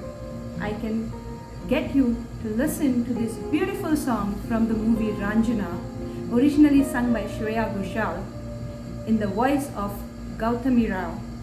Trained in both Carnatic and Hindustani vocal, she has won several competitions along her musical journey. The most recent achievement being a finalist at Vibrant Brampton's V-Star. This Benarasi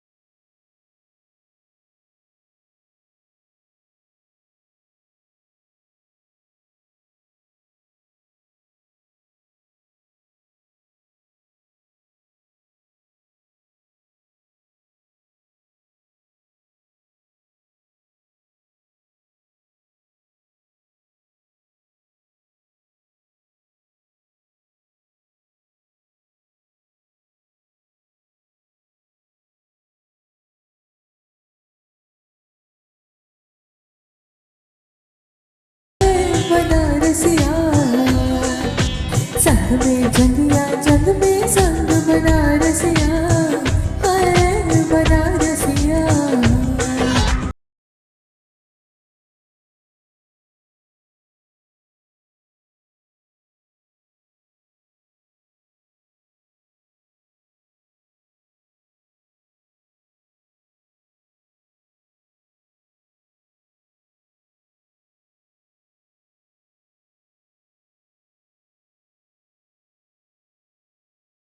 में भंगिया भंग में रंग ओ संग में जंग या जंग में संग रंग में भंग या भंग में रंग बनारसिया संग में जंग या जंग में संग बनारसिया हा हा हा हा बनारसिया हाय बनारसिया तुरंत फुरत में सब कर जावे आई पे जो अपनी आवे तुरंत फुरत में सब कर जावे आई पे जो अपनी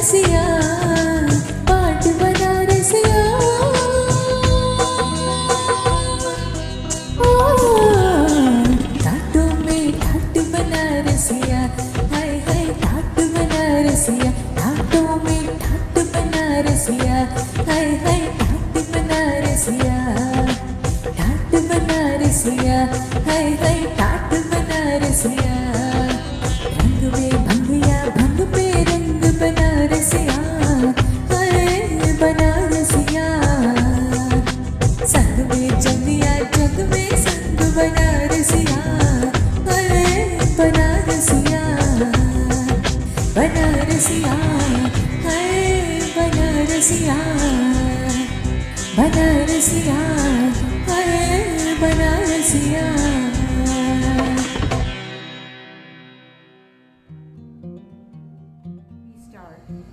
This Benarasiya will end our beautiful session of cooking with Chef Sachin Lalit here. On this note, I hope you enjoyed the flavors of food, music that we brought to you today. There is more programming lined up for you in the grand 10th finale for the Great India Festival. Visit us at tgifottawa.ca to learn more about the programs, timings and the artists. Until then, namaste.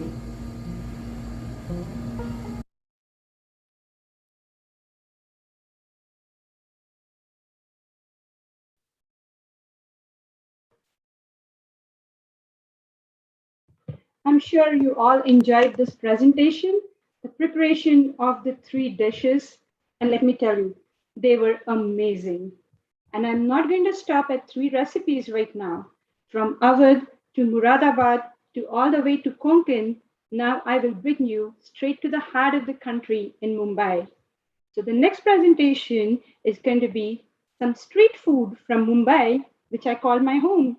So do not miss this and wait till Chef Pradeep Sultania invites you to try and taste his very, very beautifully made and very scrumptious street food recipes from Mumbai. Chef Pradeep is a native of Rajasthan, completed his schooling and hotel management degree from Mumbai. He owns business before he came to Canada in '93. He's taught in several culinary schools and colleges, including the Algonquin College. He runs his own business of catering Indian and Indo-Chinese cuisine.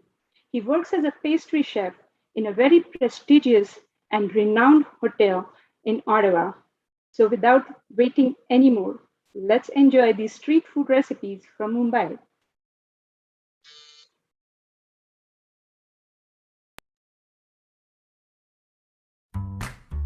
Hello and namaskar. I am Anupama Poddar, and on behalf of the Great India Festival, I welcome you all for a session of Chat with Chaat.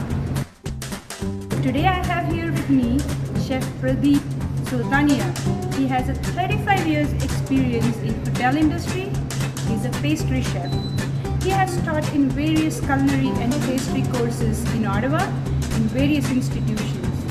He is well versed with ethnic, authentic, regional Indian cuisine that includes Indo-Chinese, Hakka style and Mumbai style street food. And that is exactly what he's going to show us today. So what are we waiting for? Let's go and meet Chef Pradeep. We are making chaat recipes. What are we going to make today? Today we are going to make very famous Mumbai potato vada, and we are going to make Frankie. What are we starting with? Today we are going to start with we are going to make the stuffing for the Frankie, because it has to cool down before we make stuffing. It has to cool down before we stuff it inside, and we have to saute it. So it's a long process. So we will make the stuffing first. After stuffing, we are going to make the dough, and the dough has to be fried. So let's start with the stuffing first. It's pretty simple. Like when we make the stuffing, it's pretty simple because we just take the oil, like 1 tablespoon of oil, 1.5 tablespoon of oil. Then we add when it starts the oil becomes hot, we add 1 tablespoon of ginger. Then we take a garlic. I think that sound of things going in the oil. Yeah, it's a crackling sound. And then as a green chili. So we really cook it good. Let it become light golden brown.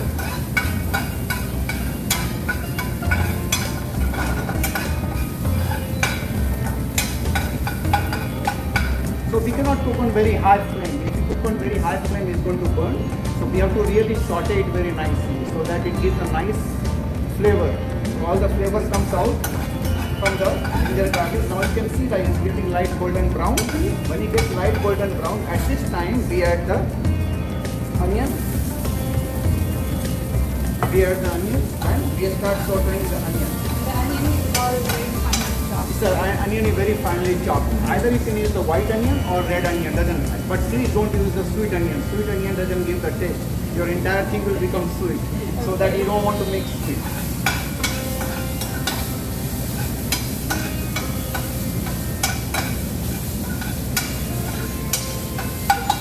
We can reduce the flame, let it cook it till it becomes translucent. So when onion becomes translucent, at this point you add all the vegetable, but try to add the hard vegetable first, then you add the softer vegetable, because the harder vegetable takes longer time to cook. Then we add so let's add the carrot and green peas. Is there a specific combination of vegetables you need? No, you can use any kind of vegetable, whichever you have at home. You don't have to be worried like, oh, I don't have this vegetable, because in demonstration I saw that only ginger. You can use any kind of vegetable. You can add if you want, you can add the tofu also, paneer also into this. That gives the extra taste into this. At this point, if you want, you can add some this salt, because once you add the salt, it enhances the process of the cooking. So it's always you should add the salt while cooking the vegetables around. Now you add all the vegetables.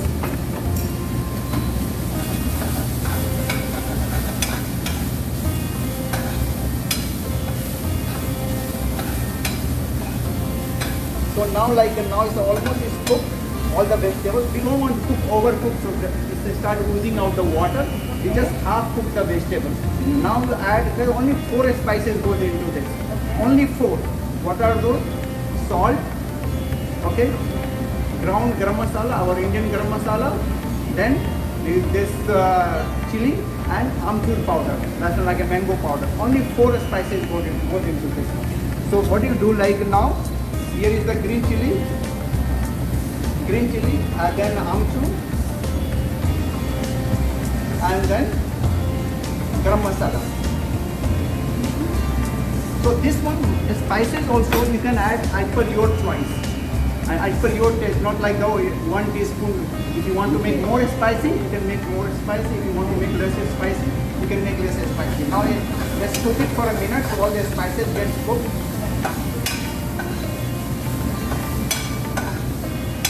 Is there a special reason of putting the amchur powder in that? Yeah, because it gives a nice taste, because this Frankie has only 4 spices all together. You will see as we go ahead with this demo, you will see only 4 kind of spices we add, no other spices. Amchur is dried mango powder. Dried mango powder. If you don't have at home amchur, you can always use the lemon juice, lime juice. So always you can do that also. Everyone doesn't have the amchur powder, you can always substitute. So now when your vegetables are cooked, we already have the mashed potatoes, and you add the potatoes.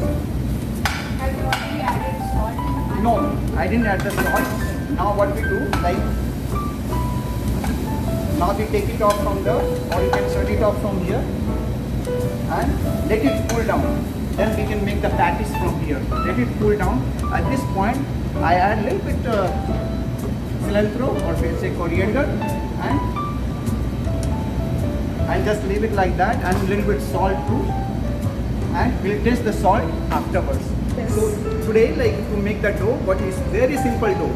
Either you can make only from the all-purpose flour, or you can make from our Indian atta, that's whole wheat flour, or you can just mix half and half. What I have done over here, I have taken half and half mix. Okay. Very simple to make this dough.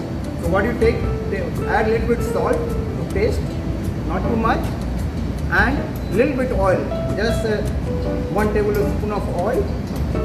Now any kind of bread, you can take any kind of bread, whichever bread you have, but not like with a grain bread, too much grain, like 7 grain. Either you can take white bread or you can take the brown bread, whichever is there. Now you dip your bread, because in any way to make the dough, you need the water.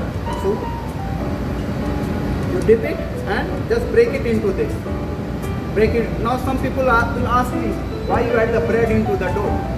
The reason is this, why we add the bread into the dough, you will see when we start rolling the dough, you will see like it's easy to roll. That was going to be my question. Yes. Why did we add bread to the dough? So like what we do, like when we make the dough, we just don't need it. Dough. If you otherwise it become very chewy. Right. We just make the dough and I'll show you like how it is easy to roll. And in the meantime, I am warming the oil. You can take any kind of oil. You can take the vegetable oil, canola oil, but don't take the olive oil because it burns faster. Okay? So let's make the dough. So same water we can use a little bit over here to make the dough.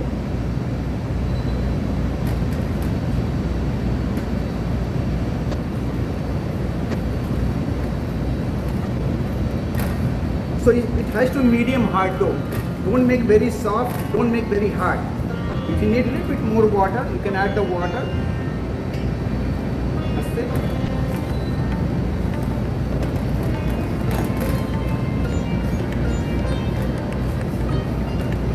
It's all coming together. Yeah, as long as like it forms the dough. And I don't see any bread in that. Yeah, you will not see right now, but you will see like when we start rolling, you'll find like it rolls so good. I think that's a trick everyone should remember. Maybe we should use this for other kinds of Yes, dough. you can use for other kind of dough. This dough I'm not kneading too much. I don't want to form the gluten into that, so that it will become chewy.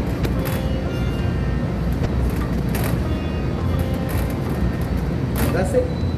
Our dough is ready. Now let it dough rest for 5-10 minutes so that it absorbs the moisture and dough becomes nice and smooth. We'll just keep the dough aside. So now like I made the 5 round dough. Now we have some kind of flour. You can use the all-purpose flour or our Indian flour to roll it. In the meantime, you should make sure that your oil is getting warm. The oil has to be 350 and above degree Fahrenheit. Okay. If it's too cold, it's going to absorb a lot of oil. So what we have to do now, let's just start rolling.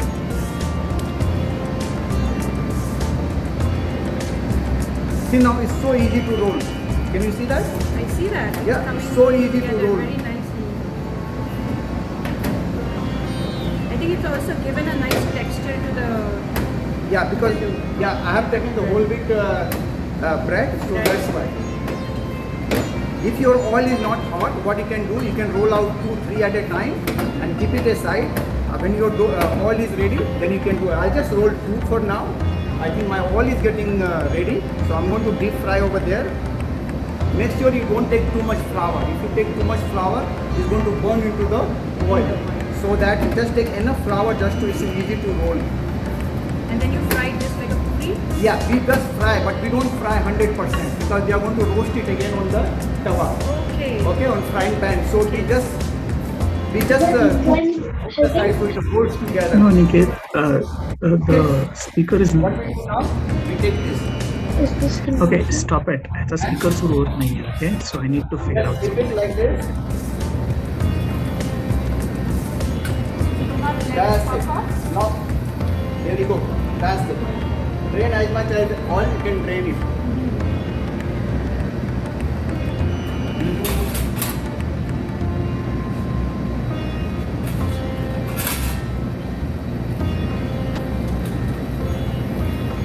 That's it. We are just half frying this. Let's drain the oil as much as we can. That's it. So what I have done over here, I kept it over here on the to drain the oil. So like whatever oil we can drain as much as we can, we just cover it like this so that whatever oil is. So this is the stuffing what we made it before.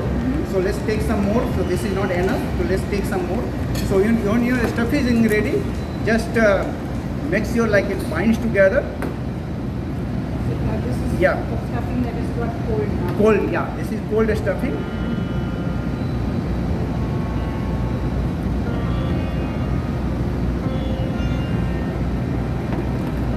Okay, so now we are going to go and make the saute on the frying pan.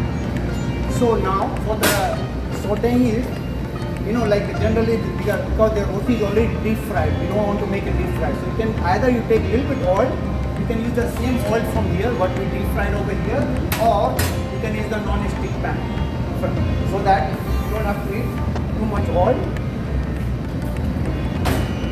And you just take it over here.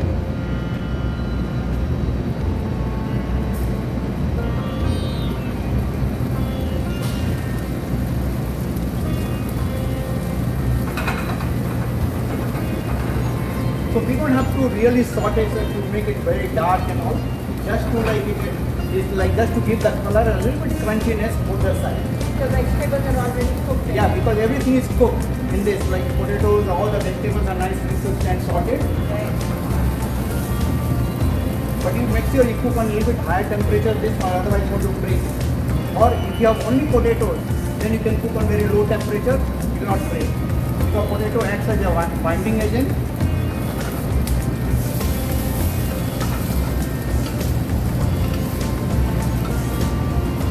It's already got that beautiful brown color on it. Yeah. So now like you already got nice color over here. And you can see light golden brown over here. It's a nice color. Just for 1 minute more we'll do it. And then we'll be ready to. And I know all of you are waiting to try at home and eat at home. I know once you make it, definitely you are going to make again and again. So now we are going to make the final prep for the Frankie. I know everyone is getting mouth watering. I know that. Best part is coming. Yeah. So before that, I'll explain what are these, like you can see over here, few ingredients are lying over here. So these are most important part for the Frankie.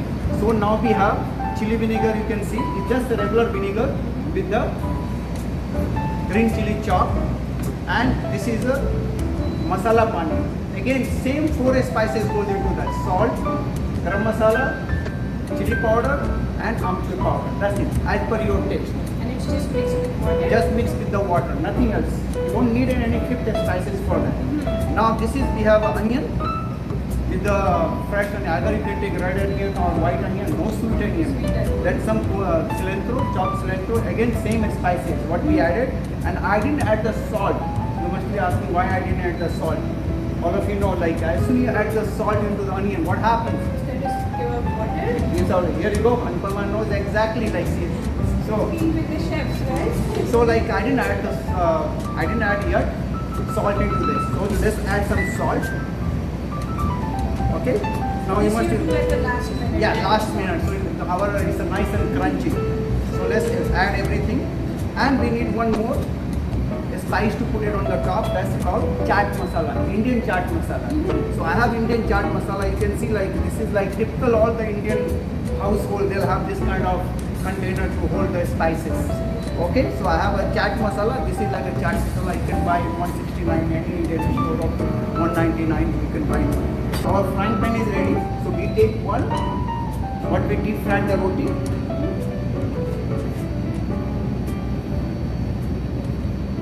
So it doesn't take much time. As soon as it becomes nice light golden brown, we take it off. So you can see now becoming nice light golden brown like this. Don't fry more than this. Now our frying pan is getting too hot. What you do? Put on the low and take this one and put one over here. Put another one to get ready. So what we are going to do now? We have a spice water, masala pani. Is there a way of wearing it? No, you can just add any way, whichever convenient to you do it. And then there are some over here, this. Chili vinegar? Yeah, chili vinegar. Okay, the chili vinegar. Okay, after adding the chili vinegar, you can take the potato patties. When you take the potato patties, just break the potato patties like this. And then you take the onion. Yeah, and then you take the chaat masala and sprinkle it. Yeah, on the top of this. Yeah, and then just roll it like any roll. Then I have some like Anupama says, you really want to have like Bombay style wrapping also. So we have so we have some parchment paper, and you lift it and roll hold it like this and close it from the bottom, so it's easier to eat. Or if you want, you can always use our Canadian style. You can use this bag, Ziploc bag. So it's easier. I'll show you. Yeah. If you want to use the Ziploc, yeah, Ziploc bag. Here you go. Here you go. Who wants to try first? Now you are going to make a dish which is one of my favorite dishes, and I think everyone has to try this. No one in Mumbai survives without this dish. Oh yeah, you are right. 7 days a week, at least one vada pav every day. Yeah. Any train station, anywhere you go, people are walking with like one vada pav and all this. I remember 30 years ago I used to pay 1 rupee for the vada pav. Now maybe 8 to 10 rupees a vada pav. Definitely it's not a 1 rupee anymore. Yes, we have added 1 zero on that. More than that. So how do we go about it? So now what we are like done, like we have all the ingredients ready. So we are going to take a couple of tablespoons of oil. One more thing I want to tell you. Suppose we have deep fried oil from anything is left over. So what we can do, we can just take little bit deep fried oil and same oil we can use it. So we can just take little bit oil over from here only. Here you go. So we can use the same oil, so we don't have to like you can use use the oil also at least once, no problem. Then we add before we add ginger garlic, we have to add lentils. These are like urad dal and chana dal. So first you add the dal, so lentil. So you're going to crackle. Otherwise it's not going to cook if you add in the hand.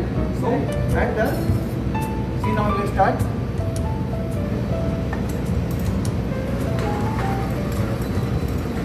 Now you're going to become light golden brown. Then we are going to add the other ingredients.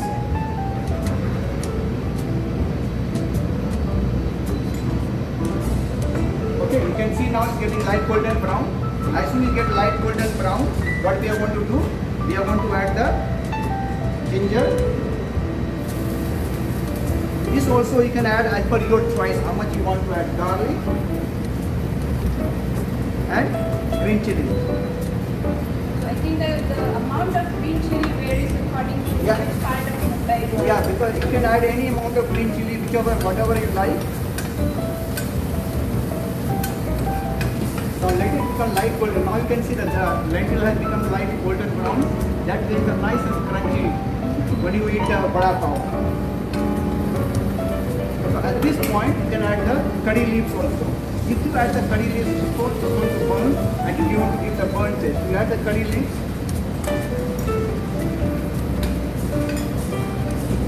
Let it crackle. You can see that now ginger garlic is also cooked. Once your ginger garlic is cooked, you add the onion, chopped onion. You can add the red onion or white onion. Not the sweet onion. But I remember 30 years ago, before I came over here in India, we had only one kind of onion. That used to be only red onion. I came to Canada, I saw the different kind of onion over here. So here you go, we add the onion. As my previous demo, like then you add the salt. Here you go. We add a little bit, it cooks faster.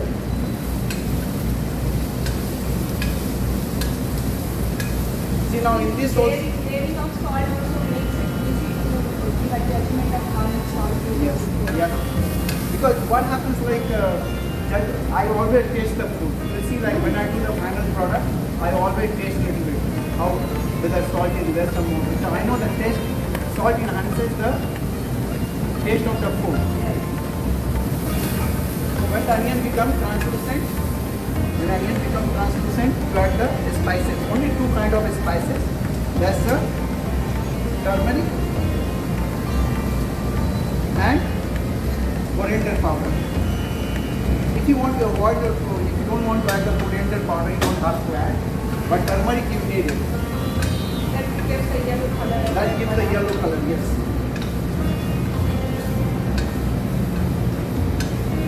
So it doesn't take much time to cook.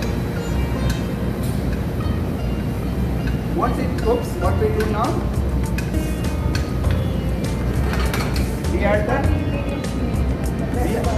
the potato, because this is called potato vada. So we add the potato into this and we take it off from the burner and let it cool down. And so that I don't forget what I do always, I add the cilantro and let it cool down. So that once it cools down, then we are going to make the patties, then we are going to deep fry. So now we have the besan, and over here we call it chickpea flour. So in the besan you don't have to do much. You can take the carom seed, kalonji, and add into this, and little bit salt. Little bit salt.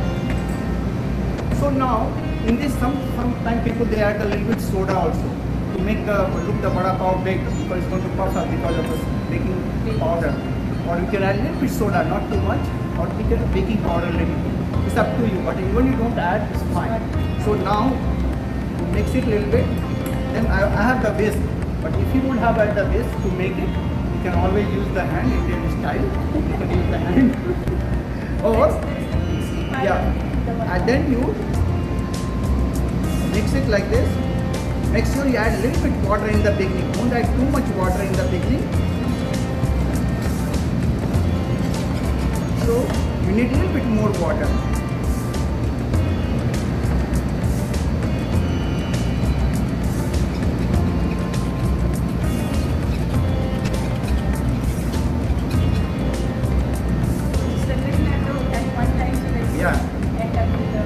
Even you add by mistake a little bit more water, don't worry. Add a little bit more besan into that. Then make More vadas. Or you can make the like pancake. Or you can make a pancake. You add like in the batter. You can add ginger, garlic, little bit onion. You can have a pancake. So now you have this batter. How do you know your batter is ready? It's very important. You cannot make very thin and you cannot make very thick. If you are very thick, your vada will become like too much besan batter outside. If you are too thin, it's not going to.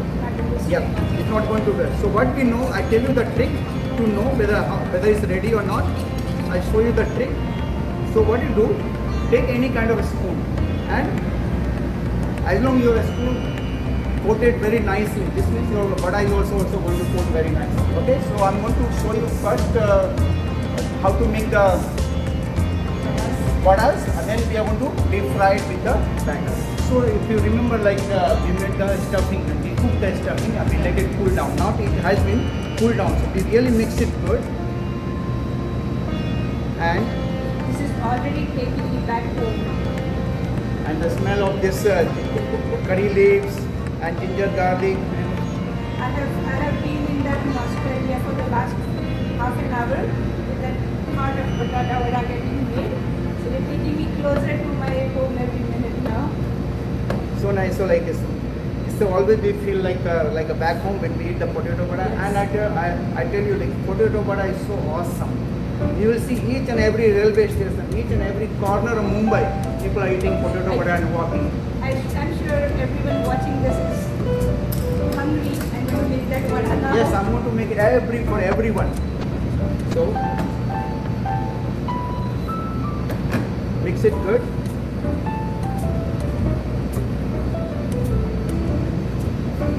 So when you make the stuffing for like the dumplings, okay? So make sure you really make it tight dumpling. If it's loose, when you start deep frying, it's going to break.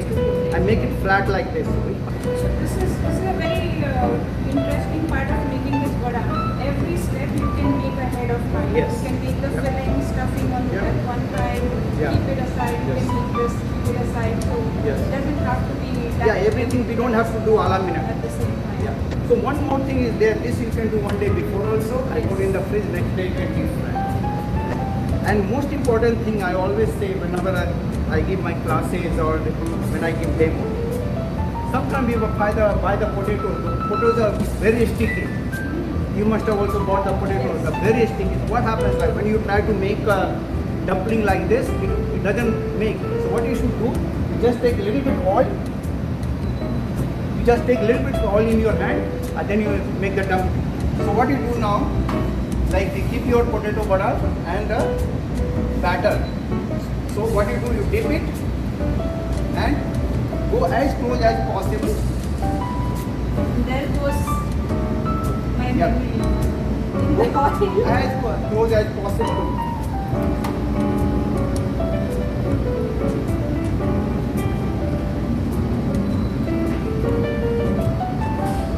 Don't put too many at a time inside, because if frying pan is small, we don't use too much at a time. And suppose your oil is not too hot, it's going to break. Because it's going to absorb a lot of oil, it's going to break. So what you do now, just turn it around a little bit.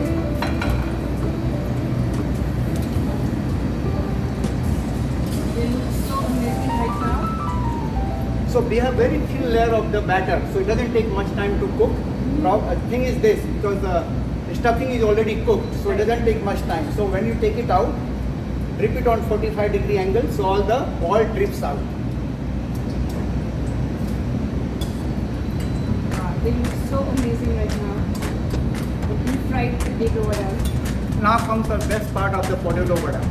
And I know these are not authentic bread, because I tried to get in a few stores, so sorry I couldn't find it, but it's pretty close. Because once you start eating, you won't even feel what you are eating. It's still like it's going to taste like vada pav. So this like a soft brioche to buy, it has to be soft. Some people like what they do, some people like they toast it and apply the butter also, but that's not authentic taste. Like in Mumbai, they never toasted this, they never, no butter. No, you know, she has been, I'm she's from from Mumbai, Mumbai. yeah. And I have spent almost 10-15 years in Mumbai, so now I know exactly. I have like a tamarind, sweet tamarind chutney, and just apply the sweet tamarind chutney. And this like a homemade green chutney I made it with. This is like coriander and mint. I added both. So coriander and some mint is from my backyard, so I used it. And Coriander and green chilies would be the combination. yeah. There's a green chili also in this. Perfect. Yeah. So now you take one vada, and or you can apply the chutney also, but it's better just you press it like this, and then you walk on the road and anywhere they can eat.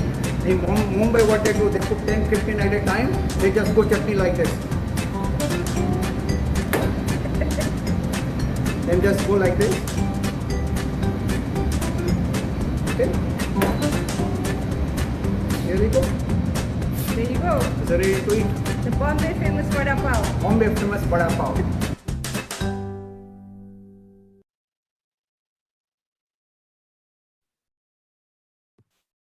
So I hope you enjoyed all these recipes. Let me tell you, I enjoyed every one of those recipes and they were delicious. Now, talking about food, there are some senior members of our community for whom cooking every day is especially culturally appropriate meals is a challenge. The Indo-Canadian Community Center, who are also our community partners for the Great India Festival, has seniors programs which does amazing work to support and help our senior community in many different ways. The Seniors Program of Indo-Canadian Community Center, or ICCC, is announcing the launch of its Indian Meals on Wheels program that will provide fresh Indian vegetarian meals to seniors starting this Tuesday, August the 10th. ICCC has partnered with Nutrition Blocks, another Ottawa-based nonprofit who has developed and designed this program, and was Western Ottawa Community Resource Center as a logistics and delivery partner. The program is open for all seniors aged 60 and above or adults with disabilities of all ages. Today we have Shri Anil Sukhijaji from ICCC and Abhijit Podar from Nutrition Blocks to talk about this program. Let me introduce them a little bit. Shri Anil Sukhija is the chair of ICCC Seniors Program. After having a very successful career in the pharmaceutical sector spanning 35 years, he immigrated to Canada in year 2000 to be close to his family settled in Ottawa. He had another 15 years of a successful career in sales in Canada before finally retiring. Since retirement, he has been actively involved with ICCC and has been the chair of the Seniors Program for the past 5 years. He also serves on the board of the Social Planning Council of Ottawa. Under his leadership, they offer a series of programming for seniors like brain health program for seniors with memory challenges, grocery shopping assistance for seniors with mobility issues, basic computer training and digital literacy programs, and many seminars and workshops to educate and empower seniors to lead a healthy and safe life with dignity. During the pandemic, the program has delivered nearly 2,000 cloth masks, offered twice a week Zoom meetings for seniors facing isolation. Abhijit Podar, he is a recent immigrant to Canada and moved here in 2017 with his family. With over 24 years of experience in food and nonprofit sector, he currently runs the Rideau Community Hub for nonprofit organizations in Ottawa. He is also the founder of Nutrition Blocks. Nutrition Blocks has designed and developed the Indian Meals on Wheels program. So let me extend a very warm welcome to Shri Anil Sukhijaji and Abhijit Podar. Welcome Anilji and welcome Abhijit. Thank you. Thank you. Anupamaji. Thank you, Anupamaji, for your very kind words, and thank you for having me here, and TGIF also for having me on the show today. Thank you. It is very inspiring, the work you do, Anilji. It is really something that all the seniors look forward to week after week. So let's start by asking you, Anilji, the Indian Meals on Wheels sounds like a very interesting concept. Can you tell us more about what this initiative is and how did it start? Yes, it's not only interesting, but it's very needed in today's world. A Meals on Wheels program has been going on for years, but unfortunately, it was not catering to the palate of Southeast Asians, or if I may use Indo-Canadians, right? And there was a demand that a fresh Indian meal should also be served to them. And this is what prompted us to start this initiative. And then we tied up with the Meals on Wheels different hubs. We reached them. There are different hubs. And we had the help of Mr. Abhijit Podar also through Nutrition Block. And finally, we have signed our first MOU with the Western Ottawa Community Resource Center. And we are starting a pilot from 10th of August. And our negotiations are going on with the other hubs on East or Central Ottawa. And we plan to start those areas also pretty soon. So could you tell me a little about who would be eligible for this program? This program, as per norms set by Meals on Wheels, is eligible those who are 60 years and above, or who have chronic illnesses or disability. So they are entitled to get the food, of course, at a nominal price from Meals on Wheels. So is this only limited to the Indian community, or how does this work? No, primarily it is to meet the need of the Indian community, but it's open to everybody, open to everybody, one and all. So they can subscribe. Yeah. Absolutely. So that means that anyone senior above 60 years or a person with disability in the entire of Ottawa can register for this program right now. Is that correct? Exactly. Yes, you're correct. Very correct. Right. So, Mr. Abhijit, if you could tell me a little bit about how your organization or Nutrition Blocks, what is its role in the implementation of this program? Well, thank you, Anupama, and thank you to all the listeners of TGIF. You guys have done a great job over the last 4 days, and thank you for inviting us. Nutrition Blocks is a federally registered nonprofit.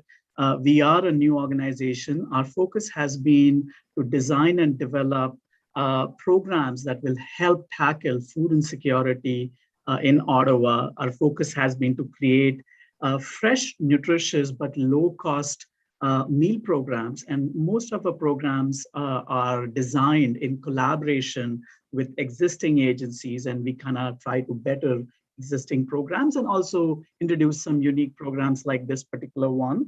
Our role in this program, when I heard about ICCC wanting to start the Meals on Wheels or Indian Meals on Wheels, I think I felt it was the right opportunity for us to collaborate with ICCC. We reached out to ICCC, and we were able to mobilize all our contacts in the community, different organizations, and we put this program together in, I want to say, about 3 months. Absolutely. That is amazing to listen to.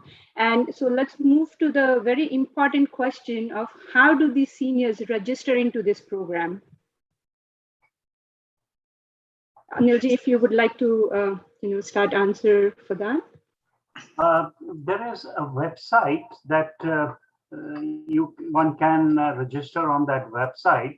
I can give you the name of the website, and there is a phone number also that those who are facing, who are not technically very savvy to register online, they can do it on telephone also.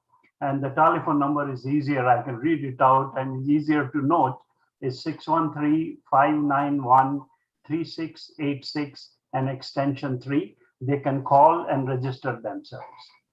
So we will also present a small slide which will give all this information at the end of this interview. And Abhijit will share that slide with us when we are at the end of this interview. So any viewers who would like to take a note of the website and the phone number can keep their paper and pen handy and wait for that information. So also coming to another important question, what are we serving? What are the meals look like? Sure. So, when we started designing this program, we understood that this was for the seniors.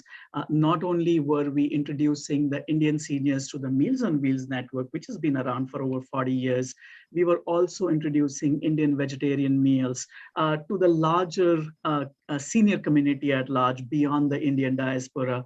We understand Indian food is extremely popular amongst non-Indian community too.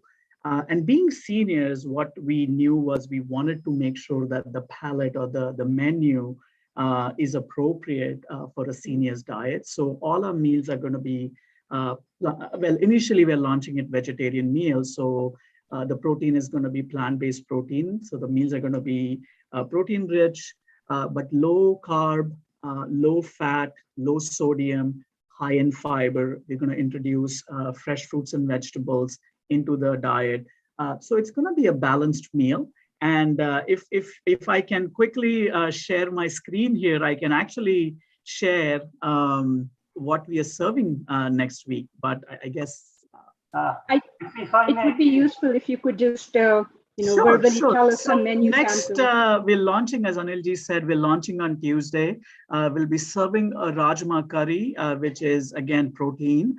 There'll be a Matar Paneer mixed vegetable, basmati rice, whole wheat chapati, and bundi raita would be our menu for this week. If I may interject in between, Anupamaji, one standard vegetarian meal, of course, the dishes will be changed every week, will consist of one curry dish, one vegetable dish, 2 chapatis or rotis, rice, and it will either be a dahi raita or a dessert or a fruit, one of the 3.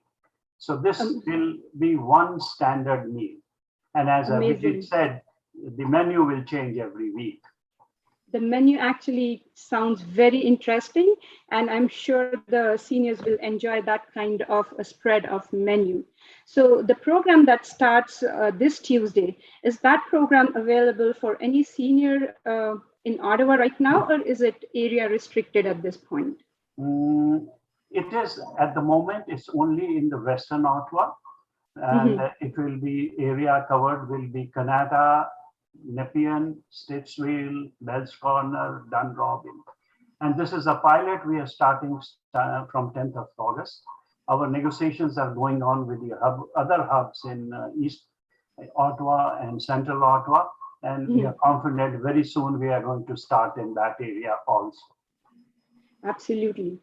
Let me get to the other important question. How much does a meal cost here? Yes, this is an important question. At this point of time, we have priced it at $10 per meal. However, for the low income group, Meals and Wheels have agreed to give subsidy to the people, and they have their own criteria to decide who qualifies for this, and they will be giving some subsidy to the low income group as well. Absolutely. all this sounds really great. This initiative is going to be a really helpful initiative for seniors. So before we wrap up, I would just let you, Anilji or Abhijit, if you want to say the final words or add anything else to it, please go ahead for another probably minute. Well, I mean, we are also hoping that this program becomes very popular, and we are starting initially with a vegetarian meal. We will subsequently, depending on the demand, might add up non-vegetarian dishes also subsequently, so the people have a choice. And initially, we are starting the delivery on Tuesdays and Fridays. Again, depending on the demand, we might increase the frequency also for this delivery. So is there anything you would like to add, Abhijit? Yes. So again, as Anilji said, we are starting with 2 days a week. We will be expanding. We are starting with vegetarian meals. We will be looking at other meal options like non-vegetarian meals. But at the same time, ethnic foods has been, or the supply of ethnic meals has been a challenge in the Ottawa food system, and we are trying to provide more ethnic meal options. So after the Indian meals, we want to make other ethnic meals available, not just to the Indian seniors, as I said, but all the seniors in Ottawa. So look for us. Thank you so much, Anilji, and thank you, Abhijit, for sharing this wonderful initiative with us. And we all the best so that most seniors all around Ottawa can take advantage of this program and benefit from it. And I would just request Abhijit to share his screen so that the viewers can have the information about the website and the number. Thank you so much for your time, both of you. Thank you. Thank you so much for having us.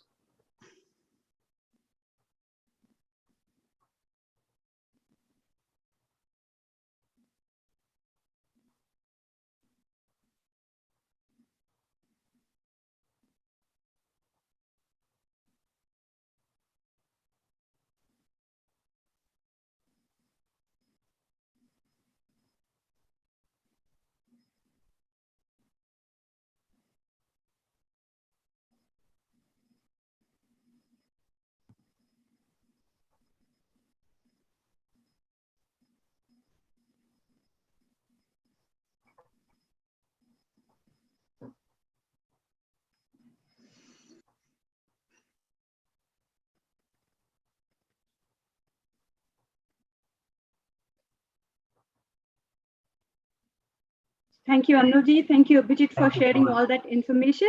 I'm sure our seniors have made a note of it, and you will get more calls now. Hopefully, yes. Thank you.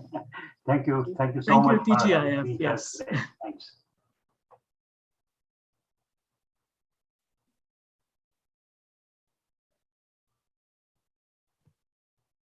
So now this brings us to the end of the morning session of day 4 of the Maha Bharat Utsav, the 10th anniversary celebration of the Great India Festival. Before I close, a couple of points that I would like to mention. The beautiful presentation of synergy between the Carnatic music and the painting that you saw in the morning, I would like to mention here, the painting that Shri Shirish Kataraji had made will be couriered to Ottawa here to TGIF, and we will display that beautiful painting in a very prominent place in Ottawa. So please look forward to it. Now, please join us again at 6 p.m. today in the evening for the concluding session of the festival. We have a beautiful lineup of dances, vocal performances from South of India, and don't miss the exquisite concert with leading Hindustani vocalist Kaushiki Chakrabarti. See you all in the evening. Namaste and have a wonderful day.